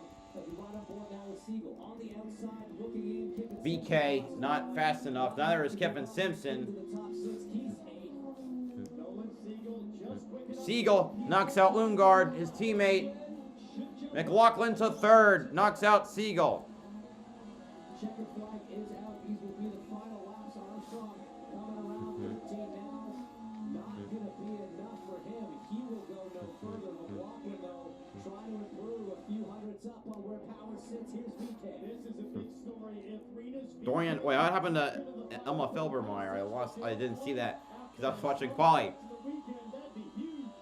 Lundgaard absolutely on the bubble. It's hundredths of a second for him in between transferring and being knocked out. He's just under as it sits right now through the final and not enough. Lundgaard knocks out Newgarden. Newgarden didn't make it out of Q2. Herta passes McLaughlin for 3rd. It may get worse for Newgarden. It may get worse for O'Ward. VK knocks out O'Ward. Beautiful lap from him, and it's not done yet because here comes Nolan and Siegel. And we Can Siegel knock out Lundgaard? No. Yes. He knocks out O'Ward. Siegel ahead of Lundgaard in O'Ward. Sorry, knocks out Lundgaard. Excuse me. That we've been looking for from the Californian, and he delivered. How about that top qualifying McLaren? All right, back to Texas. It is, of course, the perfect time to make yourself the Cabo Wabo Smoke Show. Just scan the QR code for a recipe to enjoy while you sit back, relax, and watch the rest of the race. Cabo Wabo, the official tequila of NASCAR. And Austin Hill says he made a lot of off-season changes from his workouts to his weekly regimen. But with that has come a sense of mental clarity like never before. He also spent a lot of time this offseason getting more involved in the setups of his race cars, which he says has been able to help clearly relate that information to his team. Says he usually didn't want to step on toes for his team, but he just now wants to be a part of the whole entire process. And guys, we saw that come into play at the end of stage 2. That team communication was big as the 21 ended stage 2 on top. And his team has been incredible today. 2 fastest stops of the afternoon, both by RCR's number 21. And it's not surprising because they have been the fastest pit crew for the last couple of years. They've led that category throughout the year, each and every year. They've won him multiple races. It's amazing what that 21 crew does. Other end of the spectrum, William Swallow, uncontrolled tires. He's 13th prior to the pit stops. That is so unfortunate. He was once again having a solid run. And you see the tire all the way out there. That is definitely uncontrolled. And now we get a report from pit road. Here's Ken. Yeah, catching up with Connor Zilic, who's here to support his team and his substitute driver, Kyle Larson. I know the goal is to learn from Kyle, and your crew chief Marty Lindley told me he hopes you get an idea of what he has to do. So what's been added to your notebook for just being on top of the box? Yeah, listening to how he gives feedback. I'll tell you, it's weird watching someone drive a car with their name on it, but I'm glad that it's Kyle. I'm able to learn a lot from him, and the Blues Hog Chevrolet is as fast as Xfinity Mobile, so hopefully in stage 3, we had a good pit stop there so we could move forward a little bit and then hopefully get my team a good finish. All right, there you have it. We're going to let him get back on top of the box for this restart. Such a shame for him not to get the experience here as a young driver, trying to gain all the experience he can. But we've got these 2 weeks off coming up, and remember, we rumble towards Charlotte. He's going to be making a start in the Coca-Cola 600, so best to rest up here, take care of his back, and be back there in Charlotte. Front row for the restart as we begin the final stage. Austin Hill, Justin Allgaier, those 2 drivers have combined the every lap so far today. Race car heading to pit road, and the drivers will make their way to the Echo Park. Here we go again. Green, green, green at Texas. Stage underway at Texas.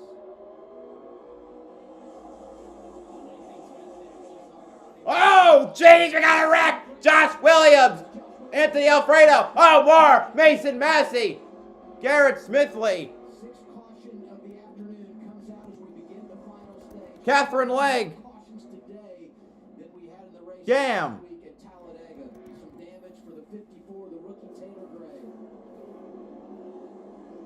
If you watched the truck race last night, we saw a major wreck through the grass in that dogleg, and I think we're going to see exactly the same thing here. We've talked about it throughout the day.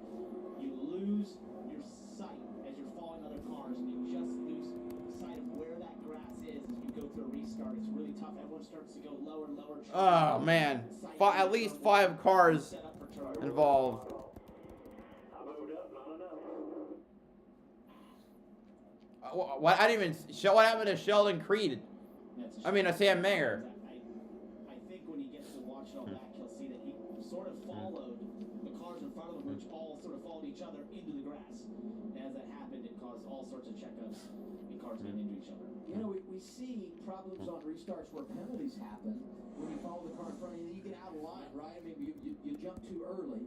Here, it's the grass that gets you when you follow someone in front of you. So first Yeah. you have Corey Day getting to the outside there, Riley Herbst, and then Sam Mayer was lower than Corey Day, and he then Carson Quapple tried to follow him, and then Josh. Oh, there's another car that spun in the background. All 3 of them Besides the one I mentioned, there was a 6th car. Looks like it was Josh Bilicki. So it's like Corey Day got into Herbst or something. But he's not. I don't think either of them hit the. None of them hit the grass. Sam Mayer got a little loose, and he also hit Herbst. Also, there's a big tire rubber something with Taylor Gray. I think that came with contact with Corey Day. On board with Sam Mayer. Yeah, it was. Great save. It's like you just follow the cars in front of you, thinking they know where to go. They have clearer sight than you. They don't. They're in the grass. You're in the grass, and then it all ends up. Maybe a trip to the sock farm. Overnight to repair the grass. Down there. Why reach your safety car in? Oh, the 27. That's Chloe Chong.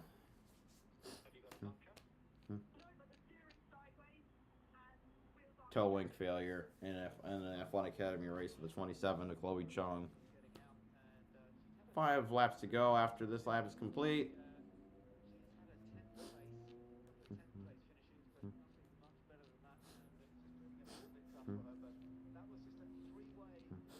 So far as I can time penalty for...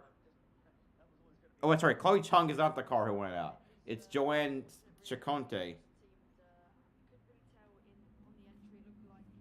Or Ciconte. Ciconte. I don't know how to pronounce it.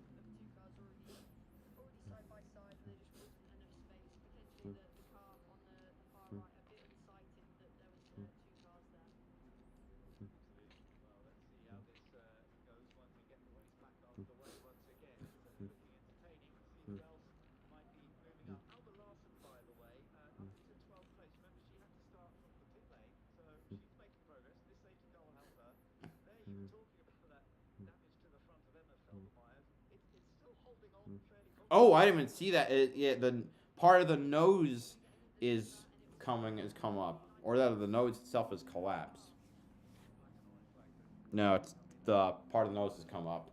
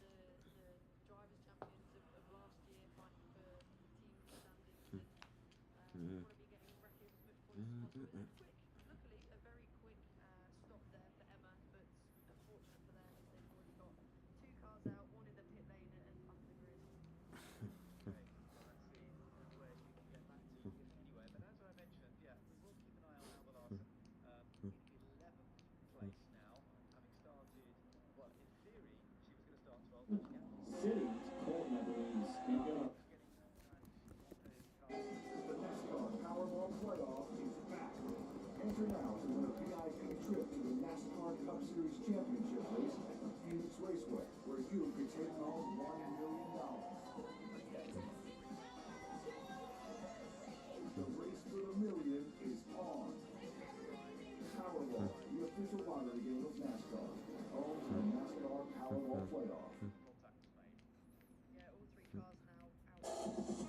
In Texas, you'll find the fastest cars. Here in Miami, you'll find the fastest racers. This is Grand Slam Track, created by Michael Johnson. Well, we're not there yet. 8-time world champion. Instead of pit stops, Grand Slam Track pits Olympic and world champions head-to-head. Paris gold medalists include Sidney McLaughlin, LeBrone, Gabby Thomas, Cole Hocker. Other medalists, we've got Grant Fisher, Kenny Bednarik. You combine all that speed, you end up with big performances for big money. And when the cars cross the finish line there, our racers head to the start line here. So join us, Grand Slam Track from Miami here on the CW. It's great CW Sports Saturday. Grand Slam Track comes your way next. Right now, it's the Andes Frozen Custard 300 NASCAR Xfinity Series racing for the 47th time at Texas Motor Speedway. And our 6th caution flag is out. 10 cars involved in a crash as we begin the final stage. It's been an interesting one for sure. It started out chaotic and it's continued throughout. But this wreck here that happened on the restart, I think we've got a better visual of what I've been trying to talk about, where you lose your sight of where the grass is. We're not more Sam Mayer. This Corey came from. We're going through the first dog leg here. Then right as we get past the start finish line right here, you can't see. If we go back a little bit, you can't see where that grass is. And remember, we're up top on the roof right here. So if you stop there, basically, what Sam Mayer's vision is nothing. There's no grass. He's just going to follow the car in front of him. And that's what everyone behind him is doing as well. And then that grass sort of pops up as you're trying to get further left to get some visual. And suddenly he's down there, the car's behind him or even lower. Now they're in the grass, and that causes the wreck that we had on the restart. And the other thing I would say in this situation, we know it's challenging to pass here. The sense of urgency on a restart is enormous in a place like Texas anywhere. But you know this is your big chance to go out and gain some track position. And the aggression level is on high.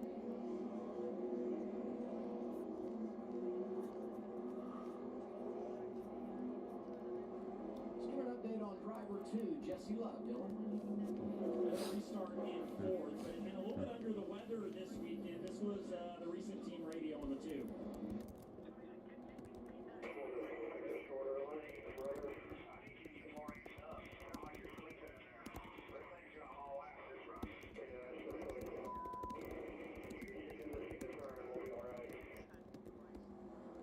So, and it's kind of funny because their mantra on the street team the last couple weeks has been pushing full offense and just attack constantly. But sometimes when you don't feel good, it's a little hard to get up on the wheel and make stuff happen. Good news is they've been fast, and as we say, they'll restart forward here. Well, it is always tough when we don't feel well. We kind of get amped up and have high heart rate and that sort of thing. But sometimes I feel the best I ever feel when I'm sick or ever inside the race car. But that team has been asking him. All right, I think we're going green next time by. Let's hope. Unfortunately, it was taken away in post-race tech, but Oh, well, damn. aggressive over the last couple weeks, and we've seen the path. I gotta watch the end of IndyCar qualifying. I gotta see who gets the pole. Pretty much one attempt at this. Yeah, some of them will get enough to get around in time to have the second lap. But some of them will not. Are going to be one and done on this set. Look at how close McLaughlin and Herta are on the track. They're both just over half a second to the good. McLaughlin will be the first one to get to the line. And he'll get there without time to do another lap, so it'll be interesting to see if he believes that these softs have enough juice in them for another one. But let's see what the first effort is. It's going to be good. McLaughlin to pole. Herta to the top. If that lap has anything to do with it, Colton Herta back to the top on a 1:07.4. And Will Power was on a really good one, but something happened. He had to get out of it as Low to third. McLaughlin still pushing it well. Here's Power. Power is 2 seconds behind. No, is he coming in? Yeah, he's going to. No, he's going to stay out. Had enough time to make that push, and he has to make this one count. Will Power, despite being the most successful driver Oh, shoot, what? in the history of this championship. Did I miss something? Oh. Not too much damage to the front, but I have to patch that up. The tough thing, for all these drivers that are getting beat up right now, maybe the damage isn't severe, but you got to come pull a fender, maybe change tires, tape something up. You lose all of that track position. Oh, what happened to Jesse Love? Everybody's going to have to make another pit stop here. You can't make it from the end of stage 2 to the end of the race on fuel. But at lap 104, we're way too early to be thinking about that. Oh, another wreck. Look at it here. Sheldon's that white car, below the blue and white car, the second row. Oh, Corey Day went for. Oh, did Sheldon cleared himself? Was going to go through the middle to make it 3 wide. He didn't know he was there. And they all condense into the same spot. And that's Below pole. difficult for Sheldon's. Great.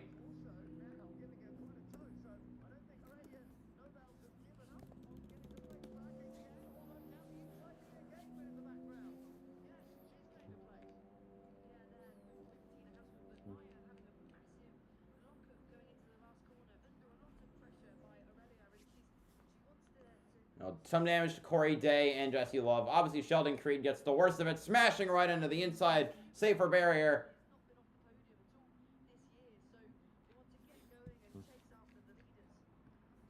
Let's take a little look back at this view from the on-board version and just talk us through this. Yeah, last week we needed to go to the right and then realised actually she's opened the door, she's gonna Trying to fix that wheel. Maybe there might be a.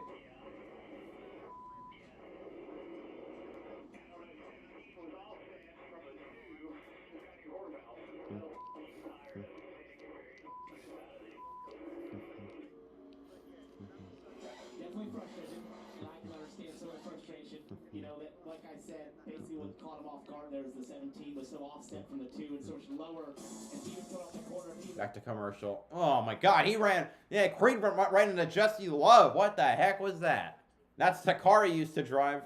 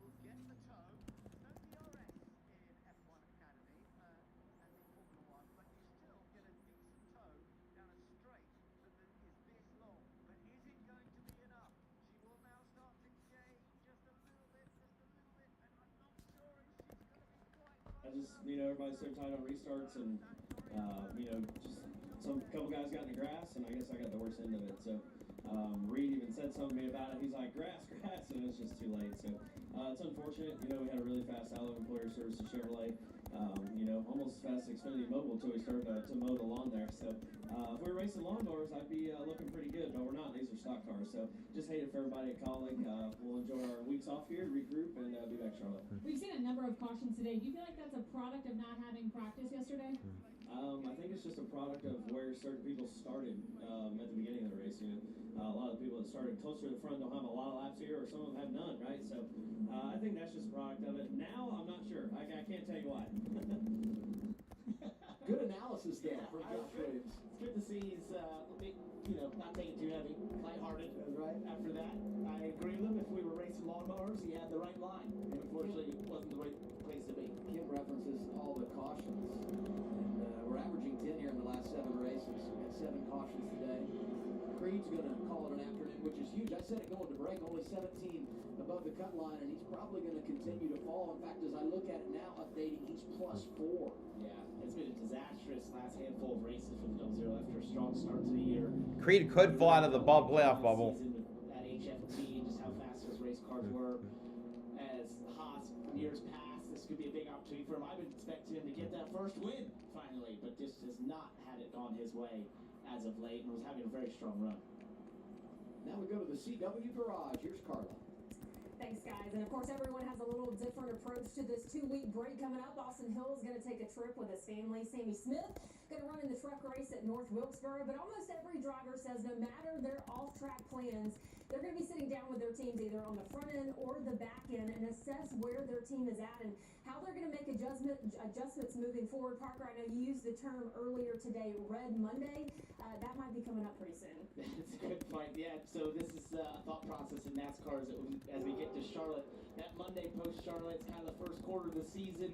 Everyone starts to evaluate how are the relationships, how the crew chief and the driver working together, and often that's the time of the year you might see changes in NASCAR. I don't know who would be the candidate for that right now, but that's definitely some of the discussions a lot of teams will be having as we head the next couple of weeks and post-Charlotte. And you know what? Half our playoff spots are filled. 6 series regulars have been to victory lane, so they've locked themselves in to a postseason position. And once we exit Charlotte, we're halfway through the regular season, if you can believe that. That'll be 13 and 26. Great flag when we come up. The itch and rash of moderate to severe eczema disrupts my skin night and day. Despite treatment, it's still not under control. But now, I have Rinvoq. Rinvoq is a once-daily pill that reduces the itch and helps clear the rash of eczema fast. Some taking Rinvoq felt significant itch relief as early as 2 days, and some achieved dramatic skin clearance as early as 2 weeks. Many saw clear or almost clear skin. Rinvoq can lower ability to fight infections. Before treatment, test for TB and do blood work. Serious infections, blood clots, some fatal. Cancers including lymphoma and skin. Serious allergic reactions, GI tears, death, heart attack, and stroke occurred. CV event risk increases in age 50 plus with a heart disease risk factor. Tell your doctor if you've had these events. Infection, had B or C, smoked, are pregnant, or planning. Don't take if allergic or have an infection. Disrupt the itch and rash of eczema. Talk to your dermatologist about Rinvoq. Learn how AbbVie can help you save. Perfecting your swing is hard. Nice shot, man. But replacing your windshield doesn't have to be. Go to SafeLight.com and we can come to you. Sick. Our highly trained techs can replace your windshield where you are, even if that's right in your driveway. Have a good day. I love you. SafeLight makes it easy. Go to SafeLight.com and schedule a replacement today. SafeLight repairs, SafeLight replace. At Ace, explore the full lineup of Weber grills. The Weber Spirit Gas Grill, seared wood pellet grills for searing and smoking, and the rust-resistant Weber Slate Grill. From burgers to breakfast, Ace is the place for your perfect Weber grill. Ace is the place with the helpful hardware, folks. Ready for liftoff? You will be. With Blue Chew, your confidence takes flight. It's not just a boost, it's a whole new So waiting to get back to green. It's out of this world. Oh yeah, there we go. We'll be back. Beautiful Saturday afternoon in Fort Worth. High above, the Texas Motor Speedway. This perspective courtesy of our Lucas Oil helicopter. Talk about productive days in Texas. Some drivers that really needed it delivering stage points this afternoon. The top two have won, but they're chasing that regular season championship, and both officers opened up and all guys had great days. Nick Sanchez, the one you circle, and now that he's out of the race, Sheldon Creed, because he's going to need those. It'll be massive for him to get something out of today after that wreck taking him out. Ryan Sieg is a driver that's going to, at least as of now, compete for a points position in the playoffs. And Jeff Burton, we got the free pass a while ago after having a penalty earlier. Now 11th for the restart, so that's big for him to stay in the game. This is basically the third race that we've seen him find a way to get stage points. He did that at Rockingham, actually tied for the most points on the day. We saw that in Talladega. He scored a ton of stage points and almost had that perfect day, getting so close to winning. And now again here today, you know, he is a team, that team has historically needed a win probably at a super speedway to get in the playoffs. But this year, I think, and again, I talked about this yesterday, I think it'd be more impressive if they did it on points. And right now, when they keep doing this with stage points, they have that opportunity. As we sit right now, he's plus 20 above the cut line. If he stays in that range as we head towards the midsummer months, that's definitely making on points a possibility. We'll go green next time around. If you're looking for a cable news network which respects all Americans, then you have a new home with News Nation. See why News Nation is news for all Americans. Find News Nation on your screen. Go to newsnationnow.com.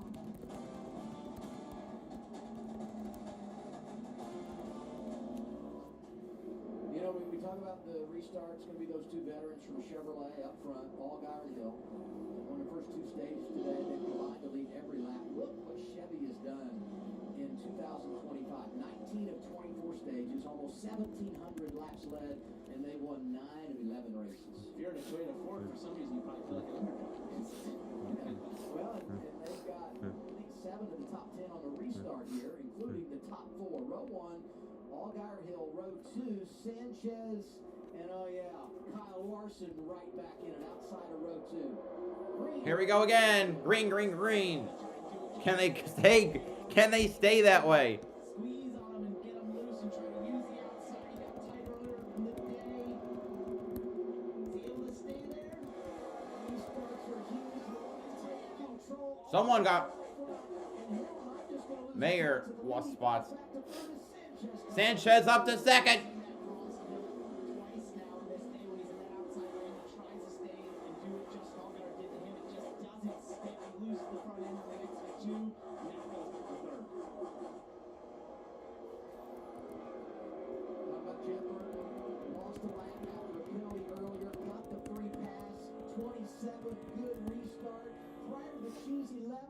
Now in the 8th position, and here's the 88th. Kyle Larson going underneath Austin Hill. This is the battle for third. And this is what happens when you lose control of the race. Austin Hill did. We're just talking about 2 restarts ago.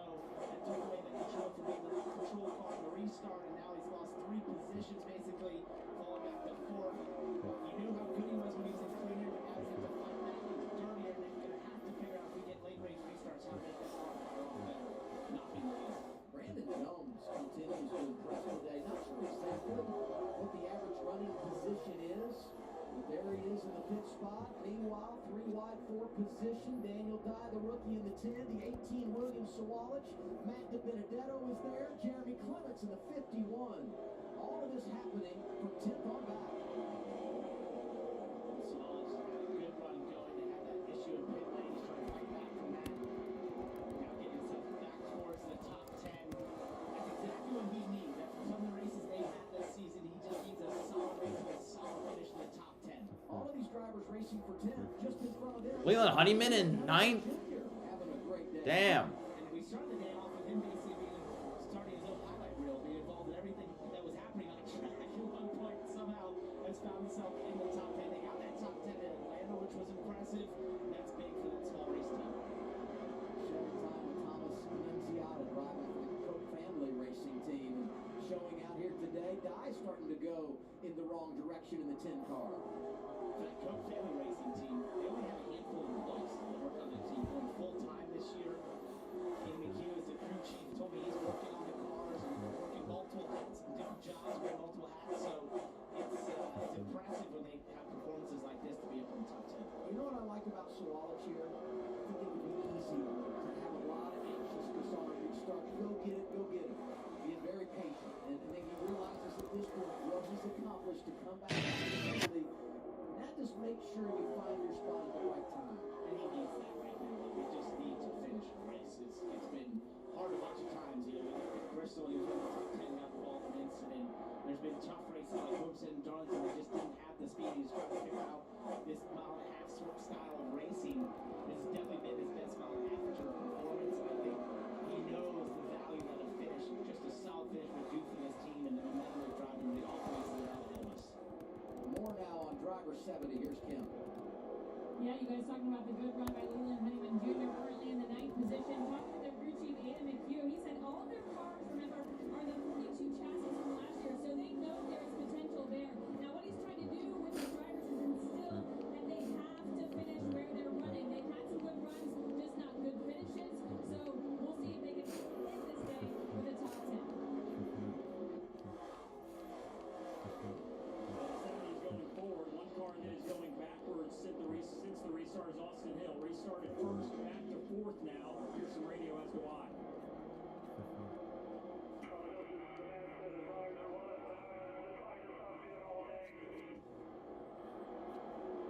They've been working on it all day, as he said. They battled that tight condition, tried to free him up at the end of stage 2, and now he's still battling that same issue. So The brake issue he's having. We saw that when he exited off to the front end, just took off on that race car because you can see how tight it was. And when he mentions tires like that, sometimes different sets of tires can have a different reaction in the car. You hope that the last set you put on is probably your best set, but sometimes for just no apparent reason, tires make the car react a little differently. They just have to keep adjusting on it.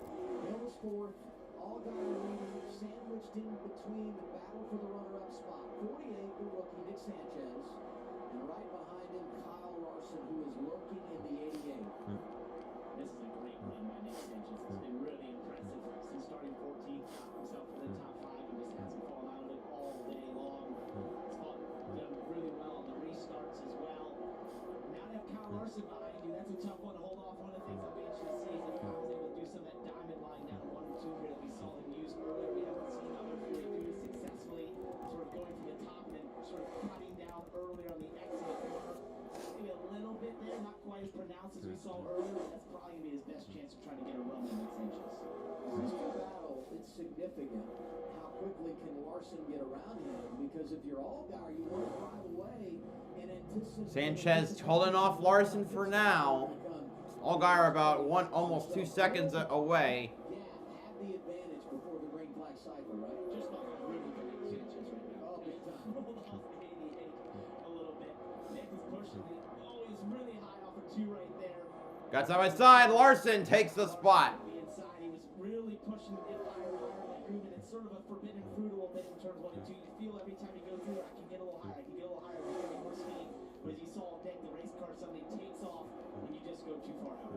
Junior Motorsports running. Oh, Catherine Legg is a flat tire. Leg slowed on the back straightaway. Could this produce our 8th caution? No, it's just a flat. As you heard the team say, the left front is definitely down. Busy time for Catherine Legg in the Xfinity Series, driving a part-time schedule with several in a row. Those Chevys for Jordan Anderson. She's picked some really tough tracks. Oh, my goodness. I talked to her about this. I was like, how did these tracks come together with just what was available and how the sponsorship works? But some really tough places, and here with no practice qualifying, so tough for limited experiences in cars. On board with Jeff Burton, just saw Swalich flash by. Looking from Minnesota up to 8th in the 18.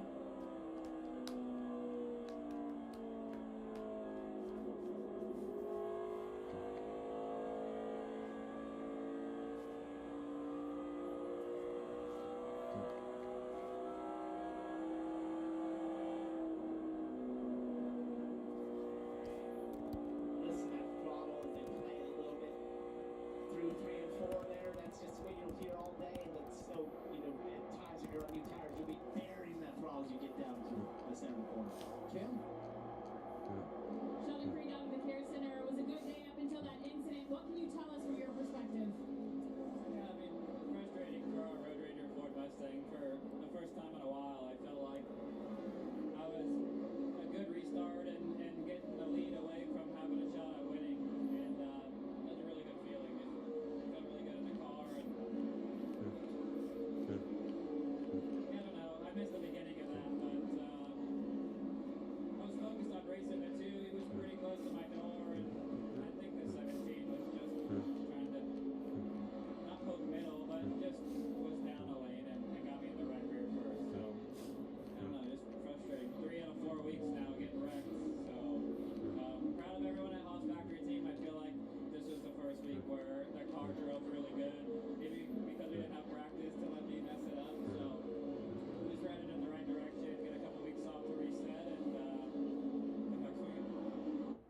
Sheldon Creed still in my stats. DNFs in 3 of the last 4 races for the driver that won a truck race here at Texas in 2020. Allgaier leading. Well, there's Leg back on track.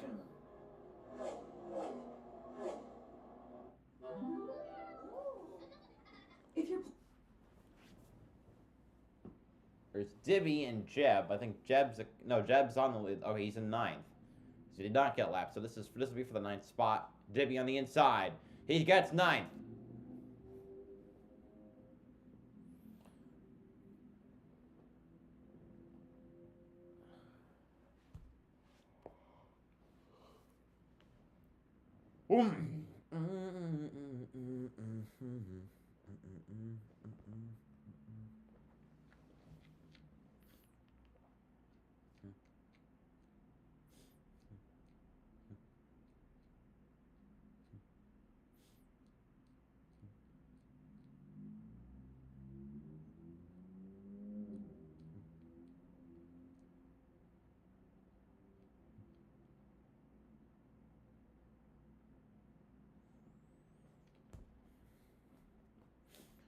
Corey Day trying to get back up to the top 10. And that number 17, HendrickCars.com Chevrolet. He's by Riley Herbst.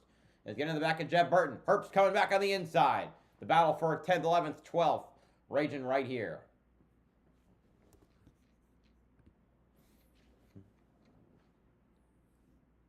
There's a slow car.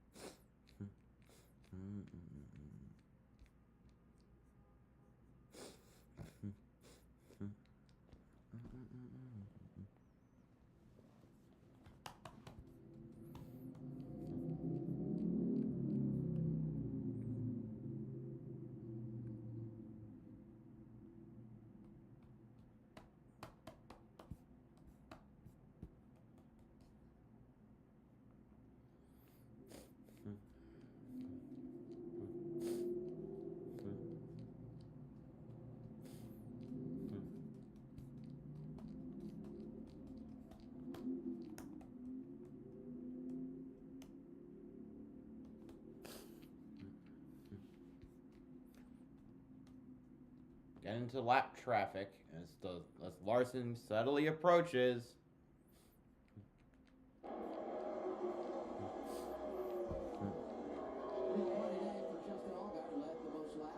Has won a stage. He's in control right now, and he has the Xfinity fastest lap. See it on the board there. Just under 30 seconds. So he's got that. Got by Blaine Perkins. Ooh, but Larson is getting closer. I think that's probably about half a no. I'm gonna say that's 3/4 of a second. Half a second. And what would be a scheduled stop? Yeah, the way the stage works out is usually a green flag stop. If we go green around this time, it's about lap 140, 150, somewhere in there. With a bunch of caution laps that can extend it a little bit further. We have a couple cars who hit a little later, so they might go even longer, just trying to stretch that out. But we definitely expect green flag stops the next 10 or 15 laps or so. Look at our bumper, and this is lap since they last made a pit stop. And if you go over outside the top 10, Corey Day, Riley Herbst, those are drivers, Daniel Dye, that would be candidates to run it long here and put themselves in a position of everything timed out, the caution comes out, and they'd have an opportunity to take advantage. And as we start talking about green flag pit stops, we can't lose sight of the fact that Kyle Larson is right in the hip pocket of Justin Allgaier for the race lead. He's right there. Within a quarter of a second, he'll be at the back bumper, and by the end of by the next turn.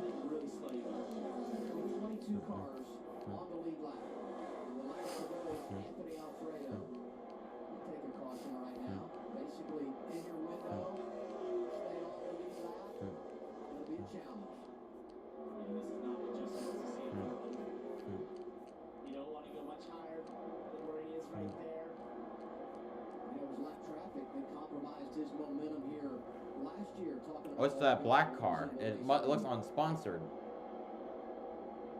Gets to run another Alfredo. Next car he'll see, the 44 Brennan Poole, also on the lead lap, scored in 21st. He actually got away from Kyle Larson a little bit through that traffic. It's amazing to me to just watch almost lap by lap how this track widens out and where they can run. But the one thing that does is it just makes it seems like it makes it harder and harder for that second place car to try and get by the leader, to get a run, to create momentum. It helps with getting through these lappers, but as we see the track just start to widen out, it gives the leader so much control. See to go, and Allgaier is back at him. And then outside will have the momentum, it seems like. So you just got to find a way to generate some momentum or force him out of that top group. 59 to go. No more lappers for a bit now. Advantage for Allgaier, 0.3 of a second over Kyle Larson. Corey Day, we mentioned where he is in regard to the pit stop situation. Got around Herbst. What happened? Oh, he's going to pit.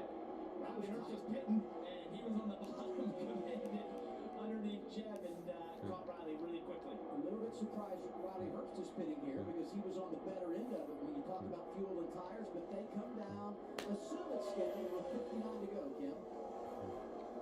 Yeah, Riley Herbst just a little loose entry. What's the duration of the grip to last for him? You see those 4 fresh Goodyear tires, slight adjustment, still go fuel, and he is done. Here comes Larson to the inside. When he came in, now the battle right here screen. We go full screen, race for the lead. Here's Larson driving the inside of Allgaier. 7-9. Oh! Ow! Oh, man. What a save.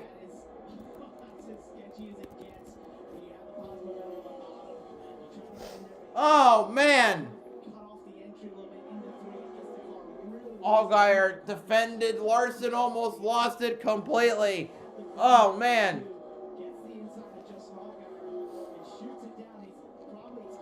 The slide job did not work. Oh man, that 88 got so out of shape.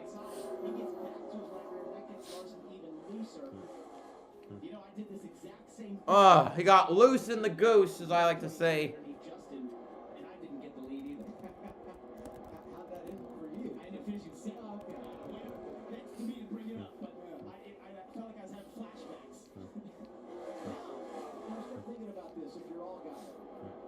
We know the mental concentration that comes with making a green flag pit stop, okay? So how do you handle this situation to get your mind around that? Because we know it's going to be coming here soon. Well, the big thing There's is Sawallich on pit road. maybe have a chance now to build more of a gap pin. And we see the 18 of William Sawallich. Pretty good rebound for him after having an uncontrolled tire earlier in the race. The crew on the right side will put 4 fresh Goodyear tires on that machine. William just complaining it's a little tight on exit as they continue fuel service on this car. Good stop for Sawallich. When he came down pit road was William Sawallich. Best career finish to date is 9th, so he's working on a career. Oh, shoot. They got it by Chris Wright. Well, how's that 5 so slow relative to the Herbst and Larson? Herbst is a lap down. Gonna lap Sammy Smith next, 18th. Taking our look at it here down to turn 3. Why is he so slow? Now your right side's that high up. That is too high. He somehow got away with it. Great job by Justin. Hold on to it there. Riley Herbst, who made that pit stop, being shown 22nd now, 2 laps down. Sawallich, 1 lap down. Obviously, once everything cycles through, they'll gain some of that position back.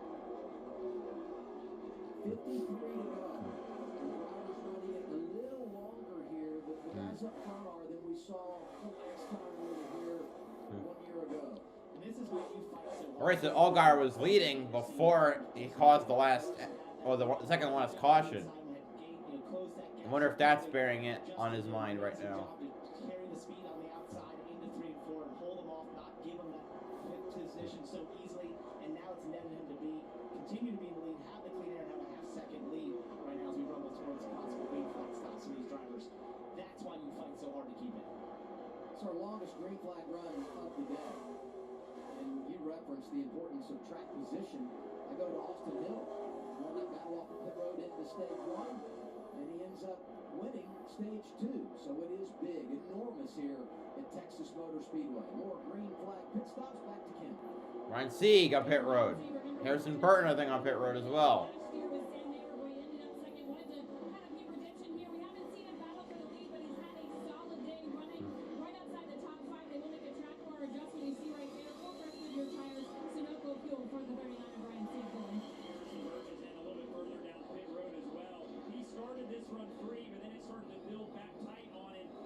throughout the course of this run. They changed 4 tires in that field to the 25. He's been inside the top 10 most of the day.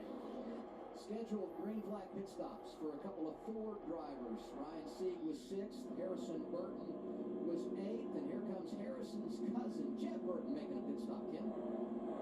Yeah, wants to continue that string of good finishes. Came in here with 2 back-to-back top 10 finishes and good points. Stay right now in line for that rebound for him too. We talked about guys. Right, Jeb on pit road, 50 to go. After a penalty early, they'll take 4 fresh Goodyear tires. Just snug has been the trend for that car today. Kyle Larson running second, going to give up his position. All right, Larson. Jesse Love, I see on pit road. It must be a lap down or tail end of the lead lap. Here they are, Kim. Nick Sanchez. Yeah, and for the 88, that's bounced between free and tight all day long. Most recently, though, Kyle telling the team it's back to loading tight. That's his biggest problem. He needs that car just to turn a little bit better. You see the chassis wrench in the back of that race car. They put out 4 fresh Goodyear tires and take snow over field, Dylan. Jesse Love is in as well. Remember, they pitted and had multiple stops for that damage on the 2 car. Car's been pretty good. Jesse said he felt fine, just a little bit draggy, but he was able to drive it back inside the top 10. They'll pit for 4 tires and fuel as well. So this will be an interesting cycle as we're watching Justin Allgaier caught in a ton of traffic there. So Kyle Larson is on pit road. We'll see when they want to react to what the 88 team has done. Austin Hill on pit road. There's not an immense difference from newer tires, but it is a difference, Dylan. Austin Hill is in. He'll pit from the 4th spot.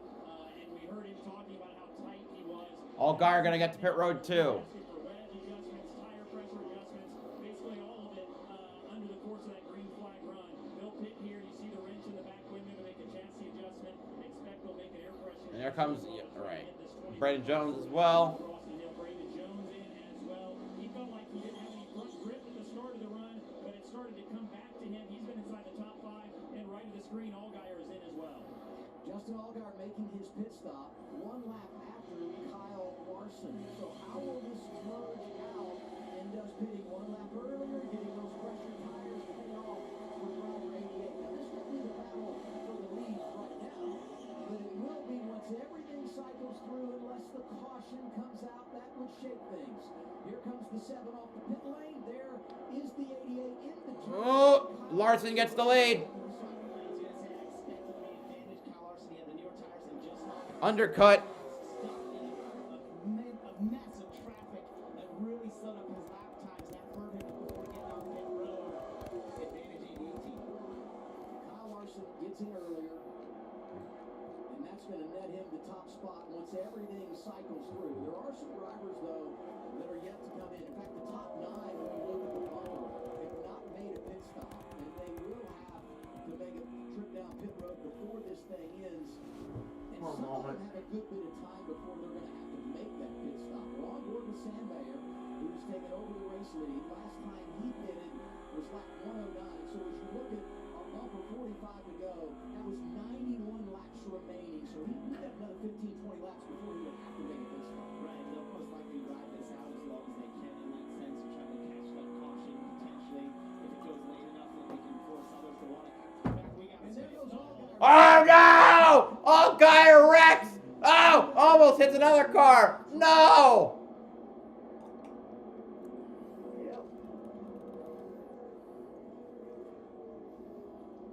Caution number 8.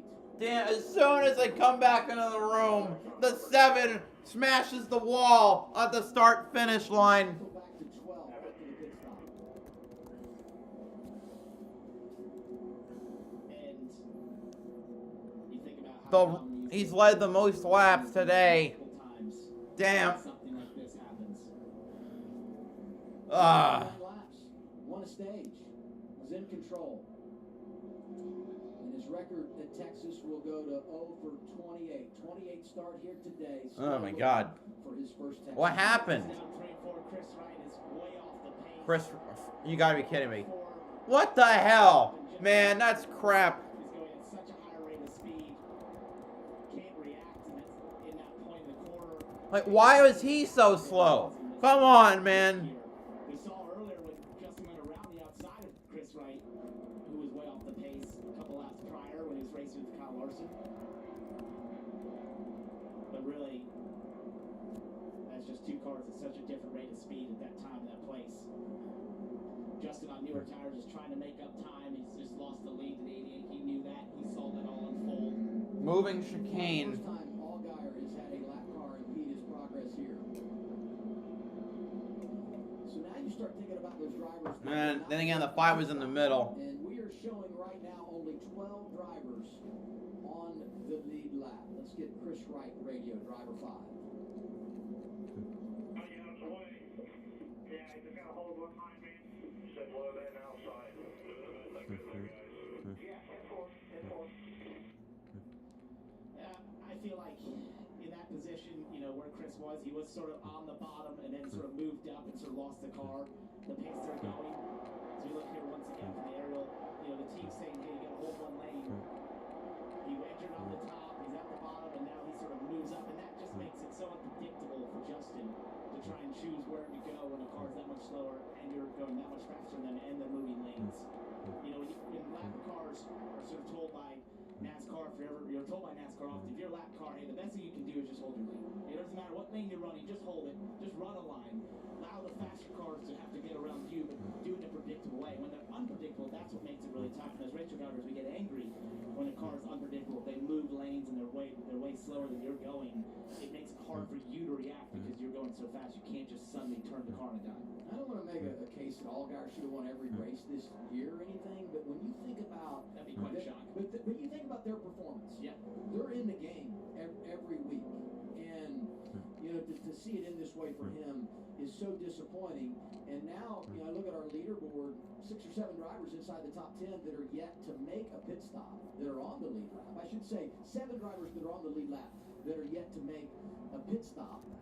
They get to come under yellow, and this is really going to shake things up because a lot of those drivers that have gone a lap down that had made a pit stop are going to do the wave around here, so we're going to have a big shuffle before we eventually go back under green. And for Larson and Sanchez, who had pitted, you know, they only got 7 laps in their tires and a couple green flag laps, so, you know, they most likely will stay out here.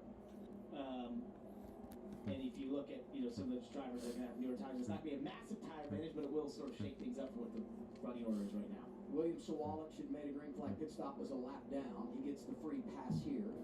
13th is where he is in the running order.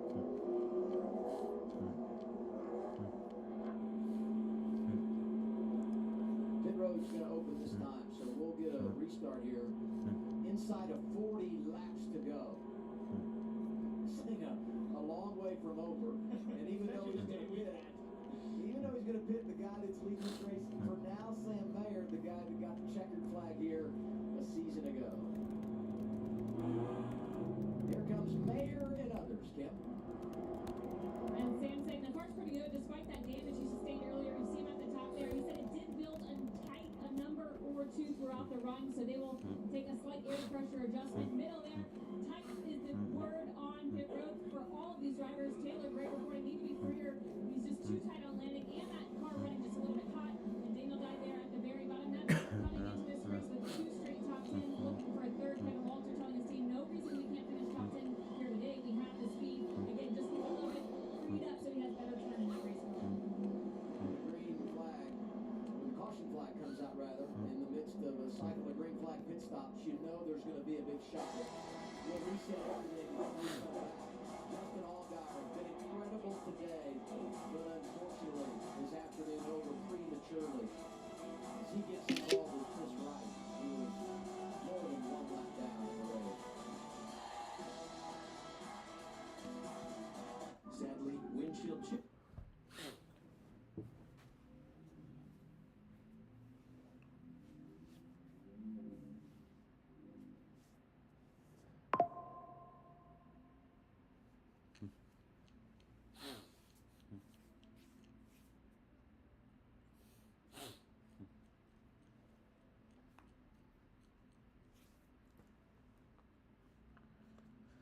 Now we wait to come back to green.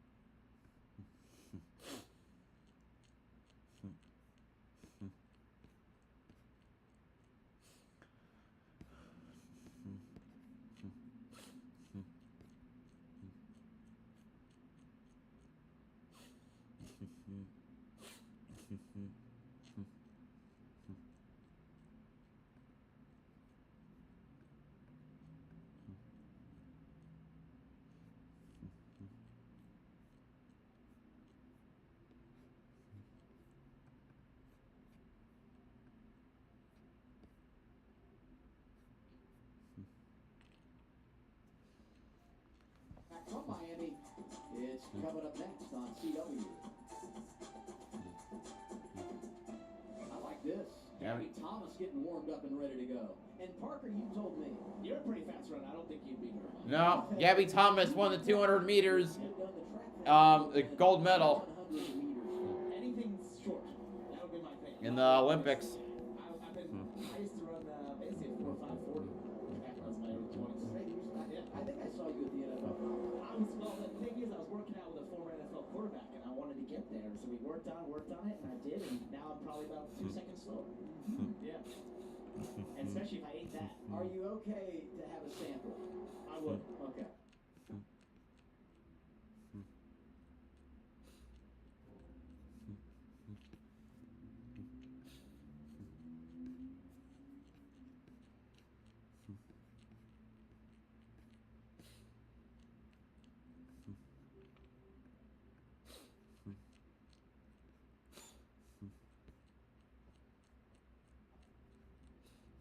I've ever faced. He also reminded me that he's never run a full season of anything prior to this year. And It shows because he's terrible. So coming to the Xfinity Series and running the variety of tracks has been an adjustment for him. And then, of course, add the mechanical issues the team has had over the last couple of weeks. It's been Currently 13th. a better showing today. Kim?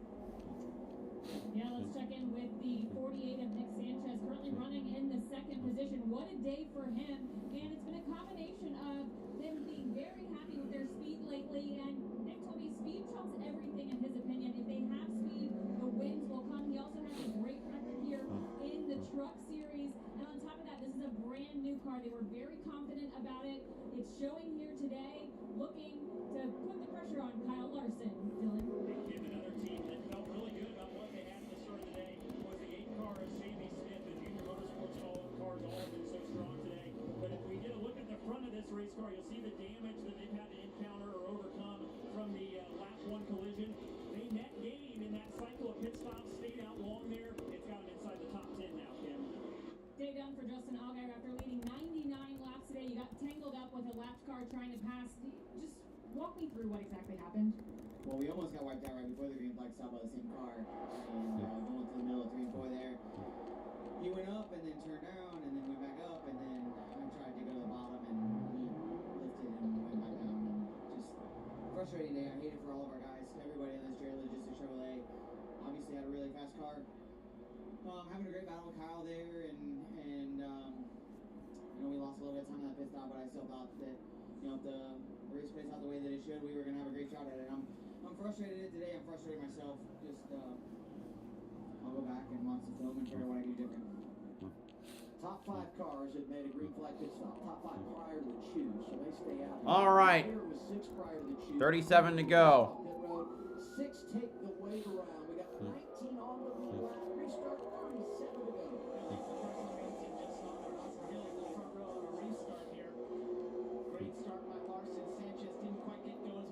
No, Sanchez will get the second. But is anyone going to, or no, it's side by side for a second. Almost hit the wall there. Will anyone get Kyle Larson?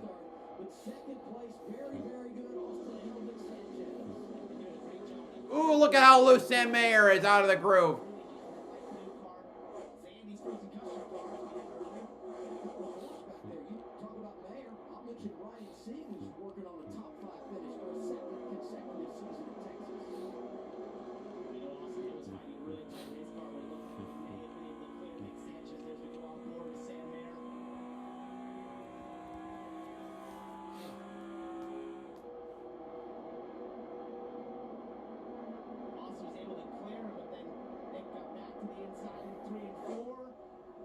at a side-by-side at the line. There go Taylor Gray and Brandon Jones fast approaching as well. Can Sanchez clear hill? He does.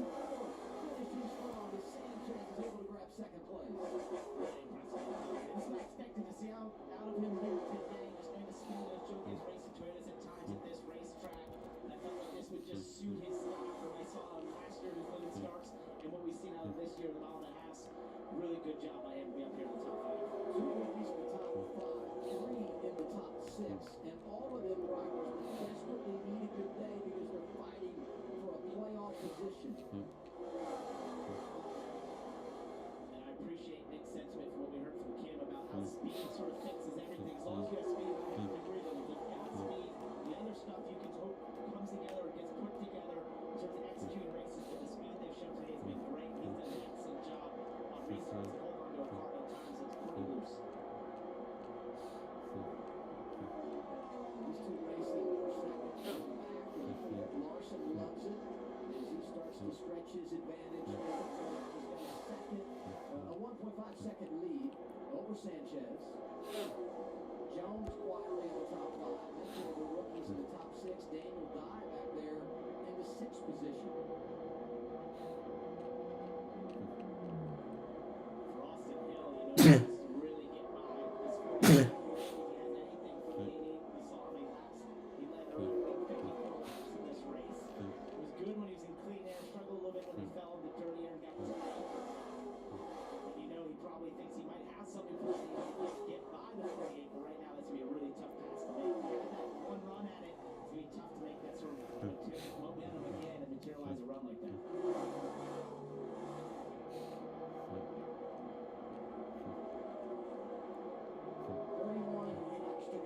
Mason Massey getting around Carson Quapple. So is Jesse Love.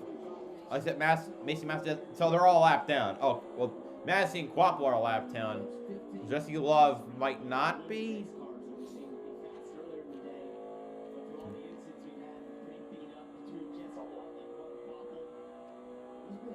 Allgaier's in last place? No, it can't be last. Jesse Love is 14th. Okay. On the lead lap.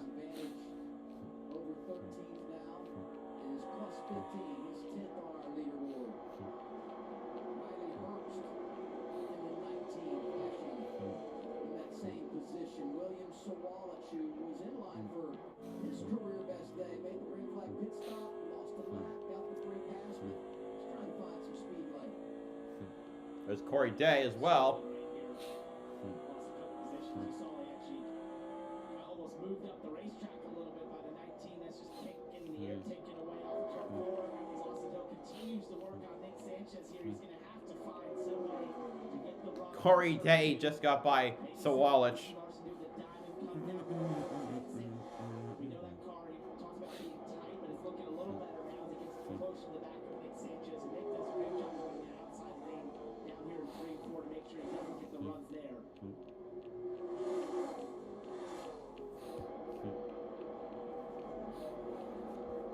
It's such a game of inches. When you're trying to make a pass at a mile and a half like this, when you're Austin Hill's position, you're trying to look for just tiny, minute differences in where you place your race car compared to Nick Sanchez to get out of the dirty air, to get downforce to the front of your car.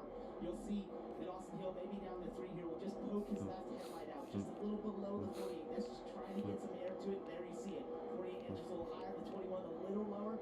Just keeping a little bit of air on that front of the nose helps the turn, helps you potentially get that run, especially if you're this close. You feel like you maybe have a better car, you're a little faster, and you're just looking for the tiniest little advantage you can run. The 48 font is wrong, so I don't know why they haven't fixed it. But.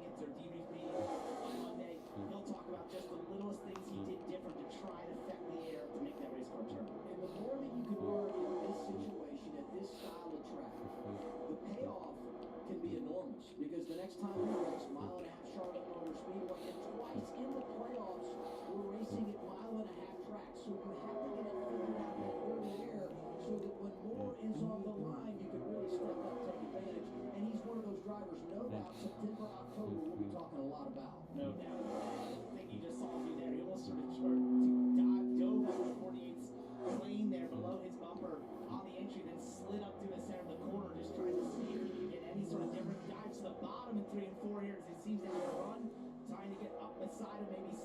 Nope. Sanchez still holding on. 25 to go. Do something different if you want to get by someone and not have one. And here's the other thing I would bring up. Track position, we've said it, it's enormous. Every position you I'll be right back. on track is huge. But if we get a caution late, we know how good that 21 team has been on pit road. So everything you can do to help yourself on track could be a setup. Should we get that late race caution and everyone comes down pit road to get him in a position to win the race? And they're not faster by a little bit, that pit crew, by the way. There were times last season they were almost a second faster than anyone on average through the whole field. It's an incredible pit crew. They do amazing things on pit road for Austin Hill. Let's do a little through the field with 24 laps to go. Kim, lead us off. Yeah, Taylor Gray currently in that 4th position, that 54 car. And what's hindered them this season has just been race execution. I talked to crew chief Jason Radcliffe. He feels like they've qualified very solid this season. They unload decent and have good practices. They just need to do a better job of setting themselves up for the race. Obviously, no practice yesterday. That means they unloaded pretty good here with some significant speed. Right now running in the top 5. In that 5th position, Sam Mayer in that 41 car. Again, remember he won this race last year, was trying to defend that win, and the last two weeks have been very frustrating for this team, but they are still 3rd in points after being 2nd for so long. That accounts for the strong start this team has had on the season. Crew chief Jason Trincherry told me they're hoping to get back to that strength. All right, I'm back. In the 5th position, Dylan. Man, Larson about a second ahead.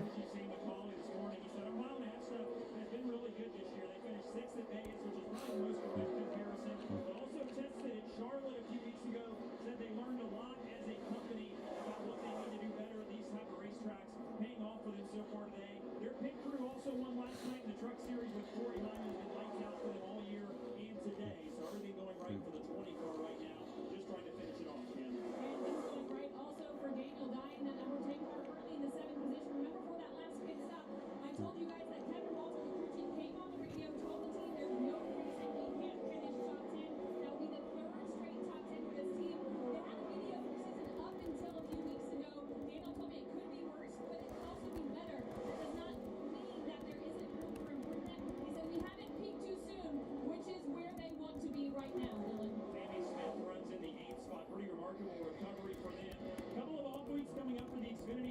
2 weeks, so no Kansas, no North Wilkesboro.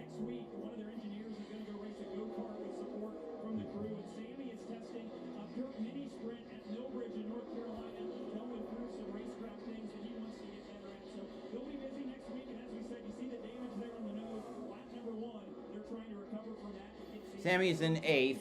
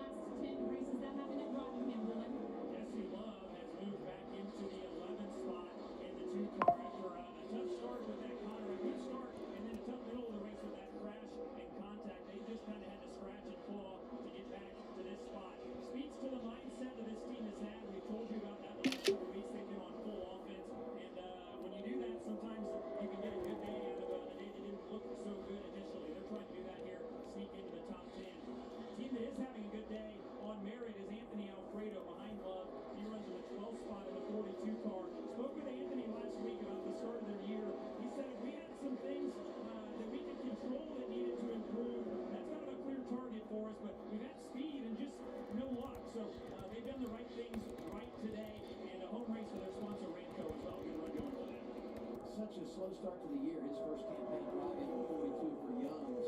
With the last month, Alfredo's been a typical overperformer with the underdog teams. This one's been less successful, in my opinion. For the 42 group. And while we were doing that through the field, we kept getting a little sneak peek of second place. Sanchez hanging on in front of Austin Hill as we're coming to 15 to go. He's doing a great job of just holding off the 21 car run. I think it's probably a little bit faster to be able to run that close to him. Occasionally has a little quicker lap time, lap after lap. Austin's real close here, but he just can't find the momentum to get by here. As Nick just uses that outside lane so effectively, just not giving the 21 any chance. The 21's going to try to pack the end.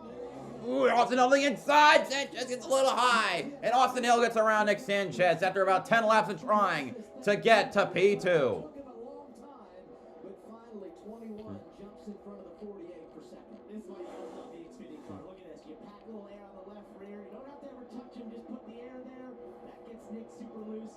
Able to drive on by, which I felt like the 21 was probably quicker, and Nick did an incredible job to hold him off as long as he did. That move that's pretty right there. Big pass in Texas in the Xfinity Series car. You know, Nick's probably thinking that Jesse Love did that to him at Rockingham. Got him all sorts of sideways to the lead.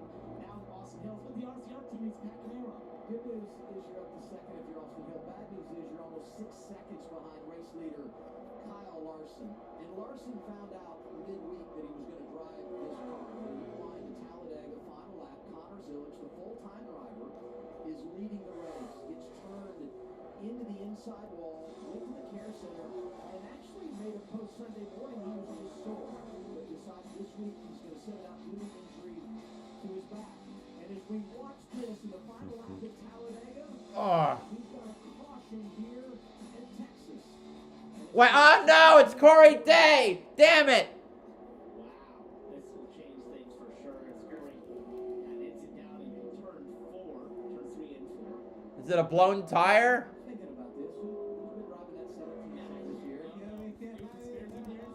Holy shit. Saying that, you know, Larson doesn't need a caution. Look at that tire barrier. That got all kinds of fucked up. Earlier this year, at a mile and a half, when Larson was leading the 17, we got a caution he didn't need. Well, you saw how hard that hit was. That was down the inside there. Into the tire barriers there down on the bottom of 3 and 4. Day was running 15 when he had his problem. And we've been celebrating him all day long. It's been really, really positive today.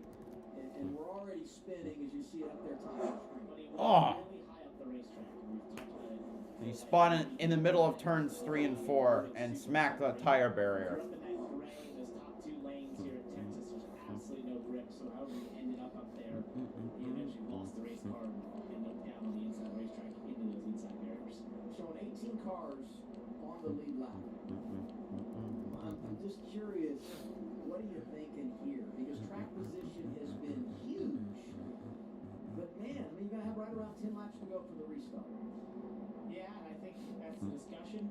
You know, we've seen here in the past 2 tires can work in this position when you have enough laps on them, but the fall off isn't significant enough to need 4 tires. You want to keep just enough track position. The key is how close will the 4 tires be to you, right? That's one of the other keys. If you do decide to take 2 over 4, it's a tough decision. You know, we debated coming into this race with the competition caution. How do you manage that at lap 20? Because of the compromise of track position. And some guys came that we didn't anticipate would come down pit road there. Alrighty. And you would think the decision to come down would be pretty simple. That's not quite the case. There was a little bit of debate on the 88, but ultimately here's what crew chief Marty Lindley told his driver Kyle Larson. 10 to go before the pits are open. There's 17 cars on the lead lap.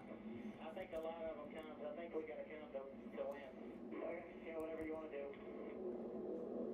No way. So you heard that from the team. I was going to say, Kim, you knew there was no way Larson's going to argue. He always just drives the car. Sorry, Kim, Adam got real excited. I did. No, you're all good. It's exciting. We have a caution and a restart with less than 10 laps to go. And now it goes to what we talked about, and a lot of lap cars between the 88 and 21. So he's got a nice advantage before he comes down here, which is huge. But we've also talked about how good that 21 team has been on pit road. They said they would come on the radio, and here they are, Kim. Here we go. Yes, and Kyle Larson telling his team, I'm not sure what. All right. A little free to fire up. Money stop. I know this one's going to be a little bit shorter, and crew chief Marty Lindley saying, I'll tighten you up just a little bit for this last little bit stint. Brandon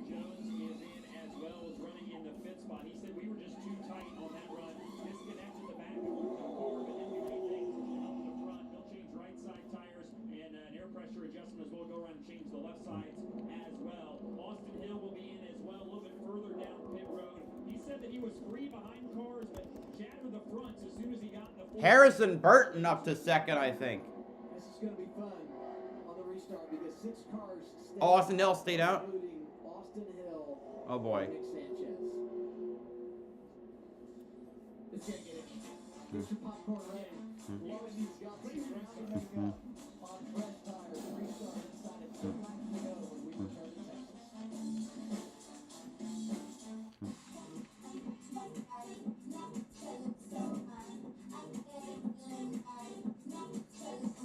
Break the heat with Blue Chew. Speak with a licensed medical provider at BlueChew.com to find out if Blue Chew is right for you. If you feel like you're on the wrong road with your finances, Credit Karma can help you push through to a better place. With personalized guidance to improve your money, savings, taxes, and more, so you can find your way. There's gonna be complete mayhem.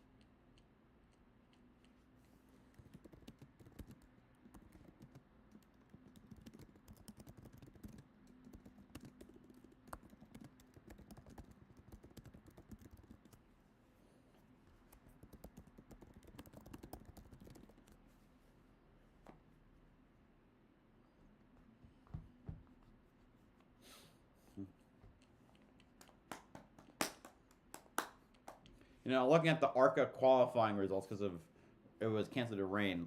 Looking at the field, what's the point of watching? I know who's gonna win. It's gonna be Max Reeves.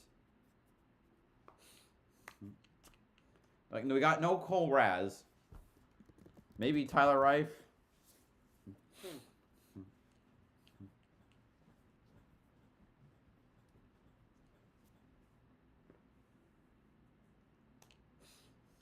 At Texas Motor Speedway for the NASCAR Xfinity Series after today.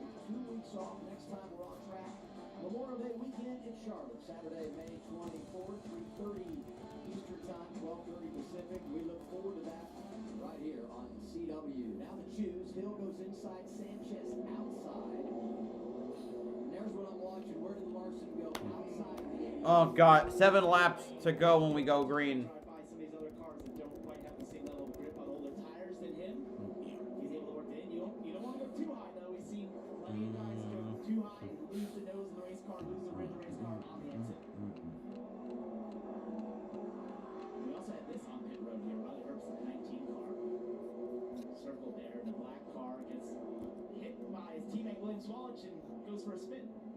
Did he make it in the box? What the hell? You can pit face the wrong direction as long as you're in. Of course, William Sawallich spun Riley Herbst in the pits. He's a hack. Everybody else is on pit road.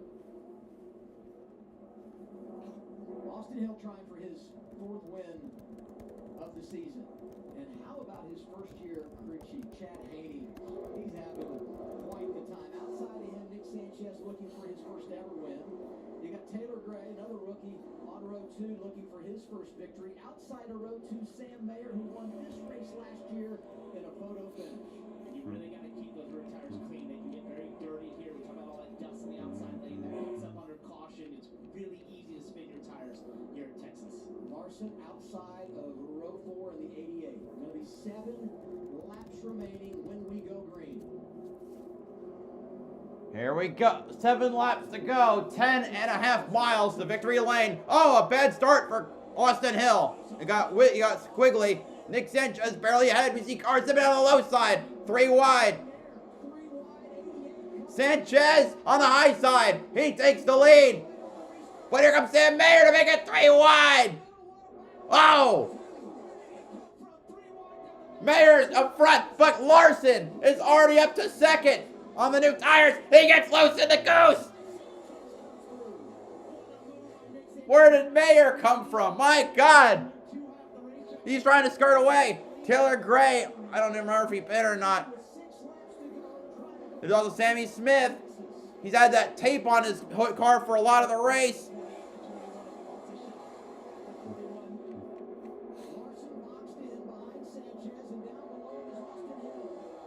Austin trying to send it, but he can't. Sanchez trying to hold on a second. Trying to duke it out with Kyle Larson. Ah, Sammy spinning the wall. He got hit by Austin Hill.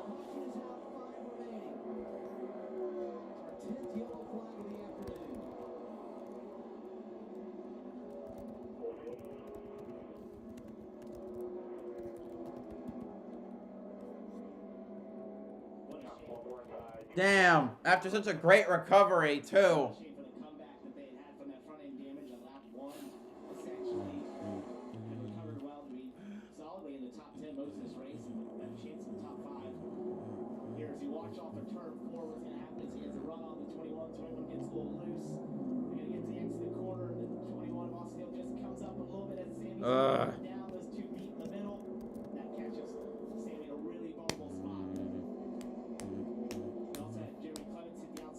Oh, 51 bounced off the wall. Damn.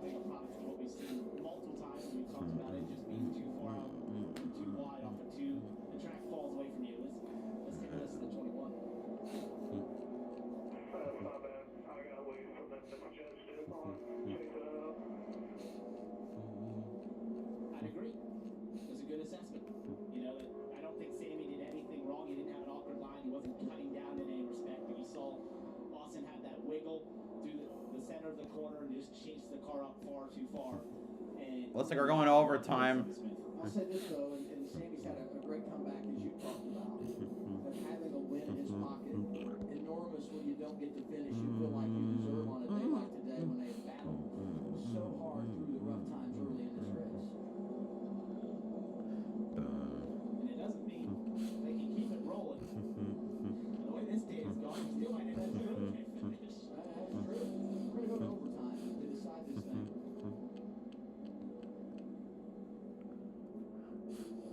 Serious damage there for the Let's go back. Take a look at this restart. 7 to go. Hill and Sanchez up front, and it was on the green flag. We talk about how hard or easy it is to spin your tires. That's what happened to Austin Hill and Sam Mayer gave Nick Sanchez the ultra push there.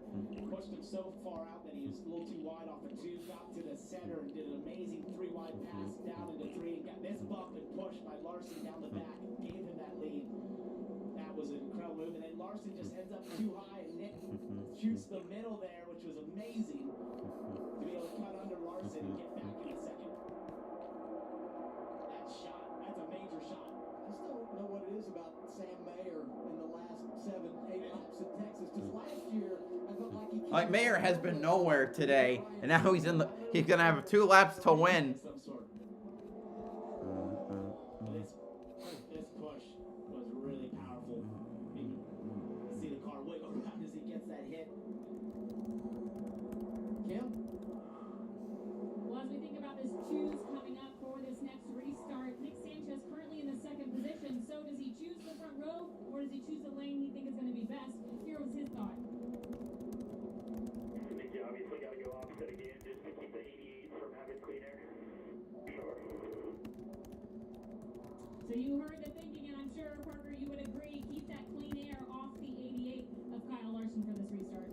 Right, and I think, you know, if you get the 88 on newer tires and be one of the fastest cars, the front row, he's going to just most likely drive away from everyone. But what we saw in that restart, what Nick did so well is he had a great restart. His 21 spun his tires and gave him a shot at the lead. Sam there sort of pushed him so hard it got him higher up the racetrack than he wanted to be. But, you know, it's also going to come down to hopefully having a pusher like we had with Sam behind him, because that really helped that outside lane. It's tough if you end up side by side with the leader, the one we've seen all day. The only guy who's been able to make those outside passes on restart has been Justin Allgaier. But we'll see if he can pull off. I hope we get a repeat. Here's what happened 1 year ago. Sam Mayer and Ryan Sieg. 2 1,000ths of a second. It's Mayer.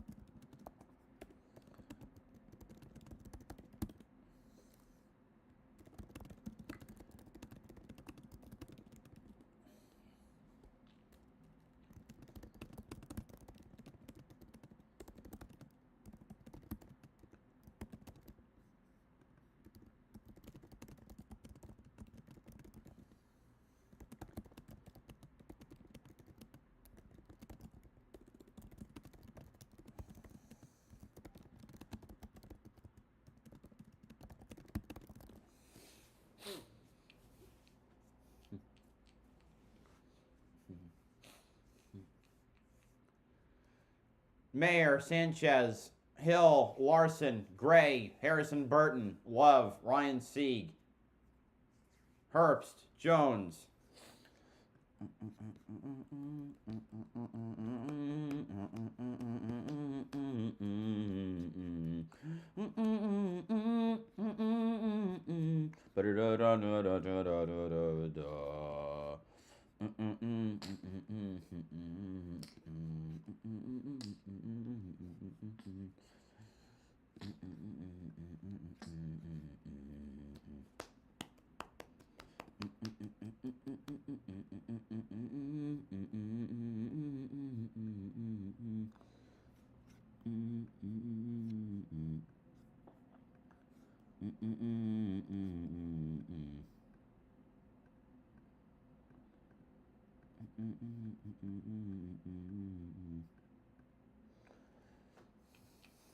Try and keep them as clean as you can.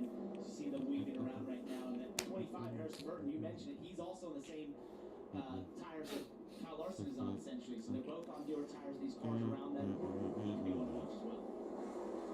NASCAR going to pull the pit road. Front row, Mayer and Sanchez.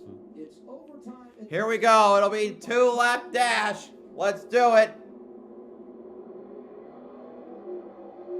Good push to Sam Mayer. He's clear of the leaders, or the cars behind him. Austin Hill ducks to the inside on the better tires. Gonna be 3 wide. Almost. Mayer gonna get for clear again. Larson gonna try and go on the high side. It's 3 wide for second place. Taylor, oh, we got Jeremy Clements wrecking in the back. Oh, come on. We're gonna do it again. Damn it. Ah. Come on, man. Here we go. This is Texas. Timing lines are going to determine the running order, which will be big when you talk about the choose. No question about who was leading. Mayer was out front, but behind him, depending on when the caution came out, where those drivers were in relation to that last timing line, there'll be some things to sort out here. Yeah, definitely where Taylor Gray is compared to Nick Sanchez. I think will be one that's contested. Taylor did a great job getting down low and getting aside the 88 and the 48 as they came out of 2. And so what you'll do as a drivers ride side by side with these cars you think you should be ahead of, and then NASCAR will look into it and eventually inform the teams of where you should be. And confirming 41 of Mayer is the leader. You see the advantage Larson had for second there. I anticipate that Larson will be second. Before we get to all that, let's go back and look at the crash that put us under caution. All right, so I saw at the top of the screen, it's kind of late there. Really hard hit. Backing into the outside wall there off 2. Just feels like a couple laps ago he was hitting it before on the outside, with the right side. Well, Kim, just did that report on them running inside the top 10 and a chance to have a great day. I believe there was, I saw some smoke. Time to see. Turn 1. On the 51, maybe a left rear rubbing. So if you look at our timing loops here, L4, middle of the back straightaway, was the timing line we used to determine running order here. Right. This is about midway down the back stretch. That's where they used to sort it. Obviously, Mayer was in the lead. Larson was in second. I think the question mark was Sanchez, Gray, Austin Hill. They were sort of all side by side. 23 different cars involved in an accident today. It's the most ever in Texas. Oh, it feels that way. Great.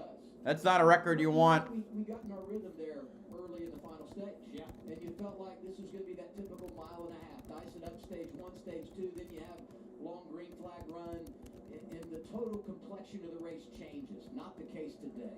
11 yellow flags. We're going to have a double overtime, and I got to tell you, I'm not sure we're done yet. Dylan, what's up on the pit lane? Well, we found Patrick Donahue, who calls the shots for the 48 of Nick Sanchez. So you guys have had a really, really good card today. What is your message to your driver on this restart to try to battle these two in front of him? I have nothing to say. I mean, he's done a heck of a job, and we got to this point. So not bad for a car that never turned a lap till 1 o'clock this afternoon. It's brand new, and it performed. So it is what it is. We made our bed, and unfortunately, we got to go race some really good guys. But this guy's way up out the curve. I mean, it's just. And for some reason, we always run good here at Texas, and hopefully, it is what it is. But we got a lot of pressure there. The guys got some new tires, but I got faith in Nick, and hopefully, we come out of here with a good finish. All we can do is put ourselves in position, as the last few weeks have shown. Anything can happen and come into the white. So it is what it is. Real quick, I walked over here and you were leaning up against these tires. How are you feeling? You nervous? You excited? You ready to go? I mean, I'm nervous. I'm anxious, but like I made my decision. We stayed out, and you know, I hate that these cautions keep coming, but like I said, sometimes I don't enjoy this as much as I should. I know Parker's up there; he'll understand, but sometimes I just take a step back and look at everything and try to take it all in. Scott's up there watching, and hopefully we can bring it home. Good perspective. Good luck the rest of the way. And he mentioned this team always being good here. Big Machine Racing's only team win came here at Texas in 2022, so they know what it takes to get to victory lane. Yeah, I can confirm he's nervous because I never seen him off the box. I mean, every time we were in a position close, I knew he was nervous. I could tell it, sense it on the radio. But obviously, Patrick put so much into this program. He's built it from the ground up with Scott Borchetta. And you know, part of my 2 years there, I saw it sort of get into what it built into what it is now. And then obviously Nick take the reins this year and hopefully take it to the next level. I think he puts his heart and soul in that program, and you know, just wants to win. And they're so close. They had a great day. I think it's gonna be tough to finish it off here, but we know with how these restarts have been, who knows? Hey, let's talk choose strategy here. Radio from Team 41, race leader Sam Mayer. I think wherever you feel like you can get the best launch is where you choose. So my gut says bottom and just get a better launch than you did last time. That was good with 6-4, whatever you're going to do. Get a good launch. I agree. If you're the leader, prove it all day. You go to the bottom. You use the bottom. It's the shortest distance. It's a long way down into turn 1, and that shorter distance will work for you. He had a major push there. Was sort of pushed up the racetrack by Austin Hill, but I think if he can counteract that, you're in the best position being on the bottom as the leader. You know, he's had a long time to think about this. And I would rewind to Miami because Larson dominates that race. Looks like he's going to win. We get a late caution. Who's lined up behind him? Sam Mayer. Right? And he was not happy with Mayer after the race because Mayer got him a little bit from behind, killed his momentum. Ultimately, it's Allgaier who goes on to win the race. So, boy, there's so many storylines within the race today. And I spoke to Sam Mayer about that podcast that following week, and he basically said to me, you know, one of the things that many drivers know is in late race restarts, you go early. You try to push as early as you possibly can. Statistically, that plays in your favor. He was expecting Larson on that day to go early. Larson waited. That sort of got him sort of off sequence a little bit and got in the back of Larson too hard. He knows that's the thing to do here is to go early. And I think choosing the bottom would be the smart thing right here. And obviously Larson, I think, knows that now, having gone through that situation with him at Homestead, and we'll see who gets the better restart. It's hard to bet against Kyle Larson in situations like this, but the way this day has gone, totally unpredictable. Getting ready for our second overtime session. We'll do the choose this time by. We'll pay it all off here.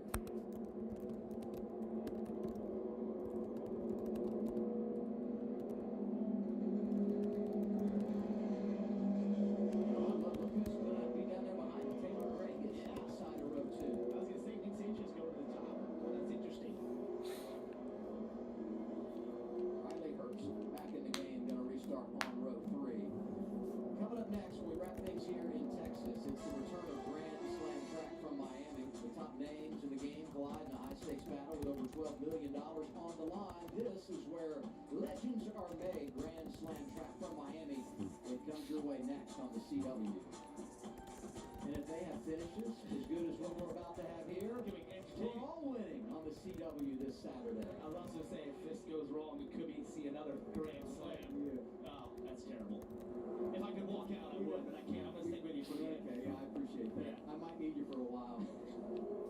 Jason Trinchieri on the box for Sam Mayer.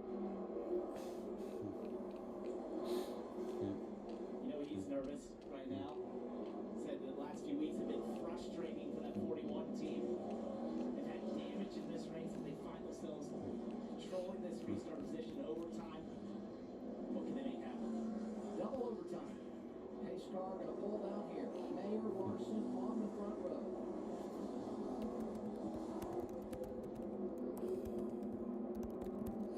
And here they come. All right, second overtime. Green, green, green. If Larson doesn't win, I'd be really surprised. Oh, for Christ's sake, Taylor Gray almost sending Mayer into the dirt. Larson comes around, takes the lead. Ow! Nick Sanchez smacks the wall, keeps it going. We stay green, but that's a heartbreaker that was his best ever Xfinity race. Gray's gonna get to second. Or will he? He'll get there. All right, white flag, last lap at Texas.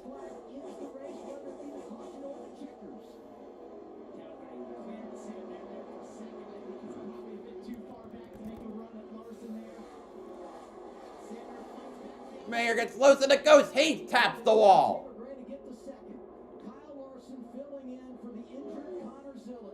Well, pinch hitting has its perks, and especially when your pinch hitter was a Cup Series champion. Kyle Larson, career win number 17 at the Andes Frozen Custard 300. Yeah, that was predictable. He said that earlier in the day he had to learn. I think we definitely saw that. He was a quick learner and figured out these Xfinity cars here at this style of Texas.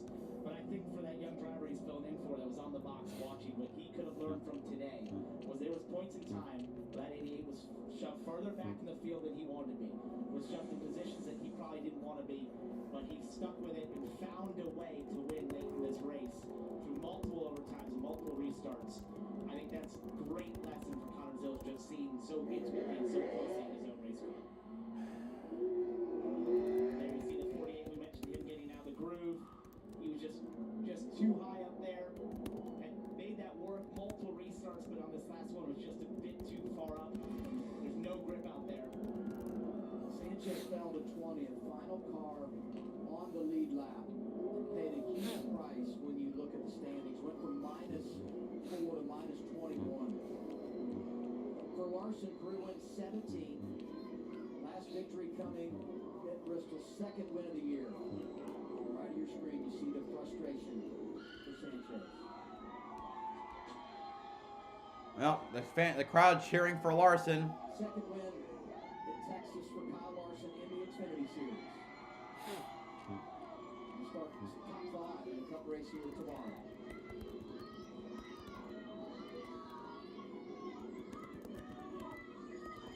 Let's hear from driver 88. Here's Kim. Yeah, Adam, you mentioned his second win in the Xfinity Series at Texas, his second win in the Xfinity Series of the season. Now, this one a little bit different than Bristol. You had to work hard for this one. What was the key to surviving those late race overtime restarts? Yeah, there was a lot of survival. I felt like throughout that race, just dodging some wrecks, balance we had to work on quite a bit. So it was fun. You know, I felt like my car though, if I could ever get to the lead, I could stretch out. I just couldn't get by Justin. He was doing a good job. He did lead at one point. But no, at one point that was at the end of the race. For letting me come run this thing here today. You know, obviously wish Connor was in the car, but it means a lot that they thought of me to call up to run this thing. So yeah, thanks to Blue Hawks Barbecue, HendrickCars.com, Chevrolet, Valvoline, everybody who helps out, Hendrick Motorsports as well as JRM. So had a lot of fun today and cool to get another win here. Kyle Larson, a winner at Texas. 5 wins this season for Junior Motorsports. Larson's won everyone but Quapple. All right, well, that does that for today. So, yeah, great. ARCA East later at 9:30. Man, I just know how that's going to end. What's the point? Anyway, I'll see you then. BowserJrXD signing off. Have a good one.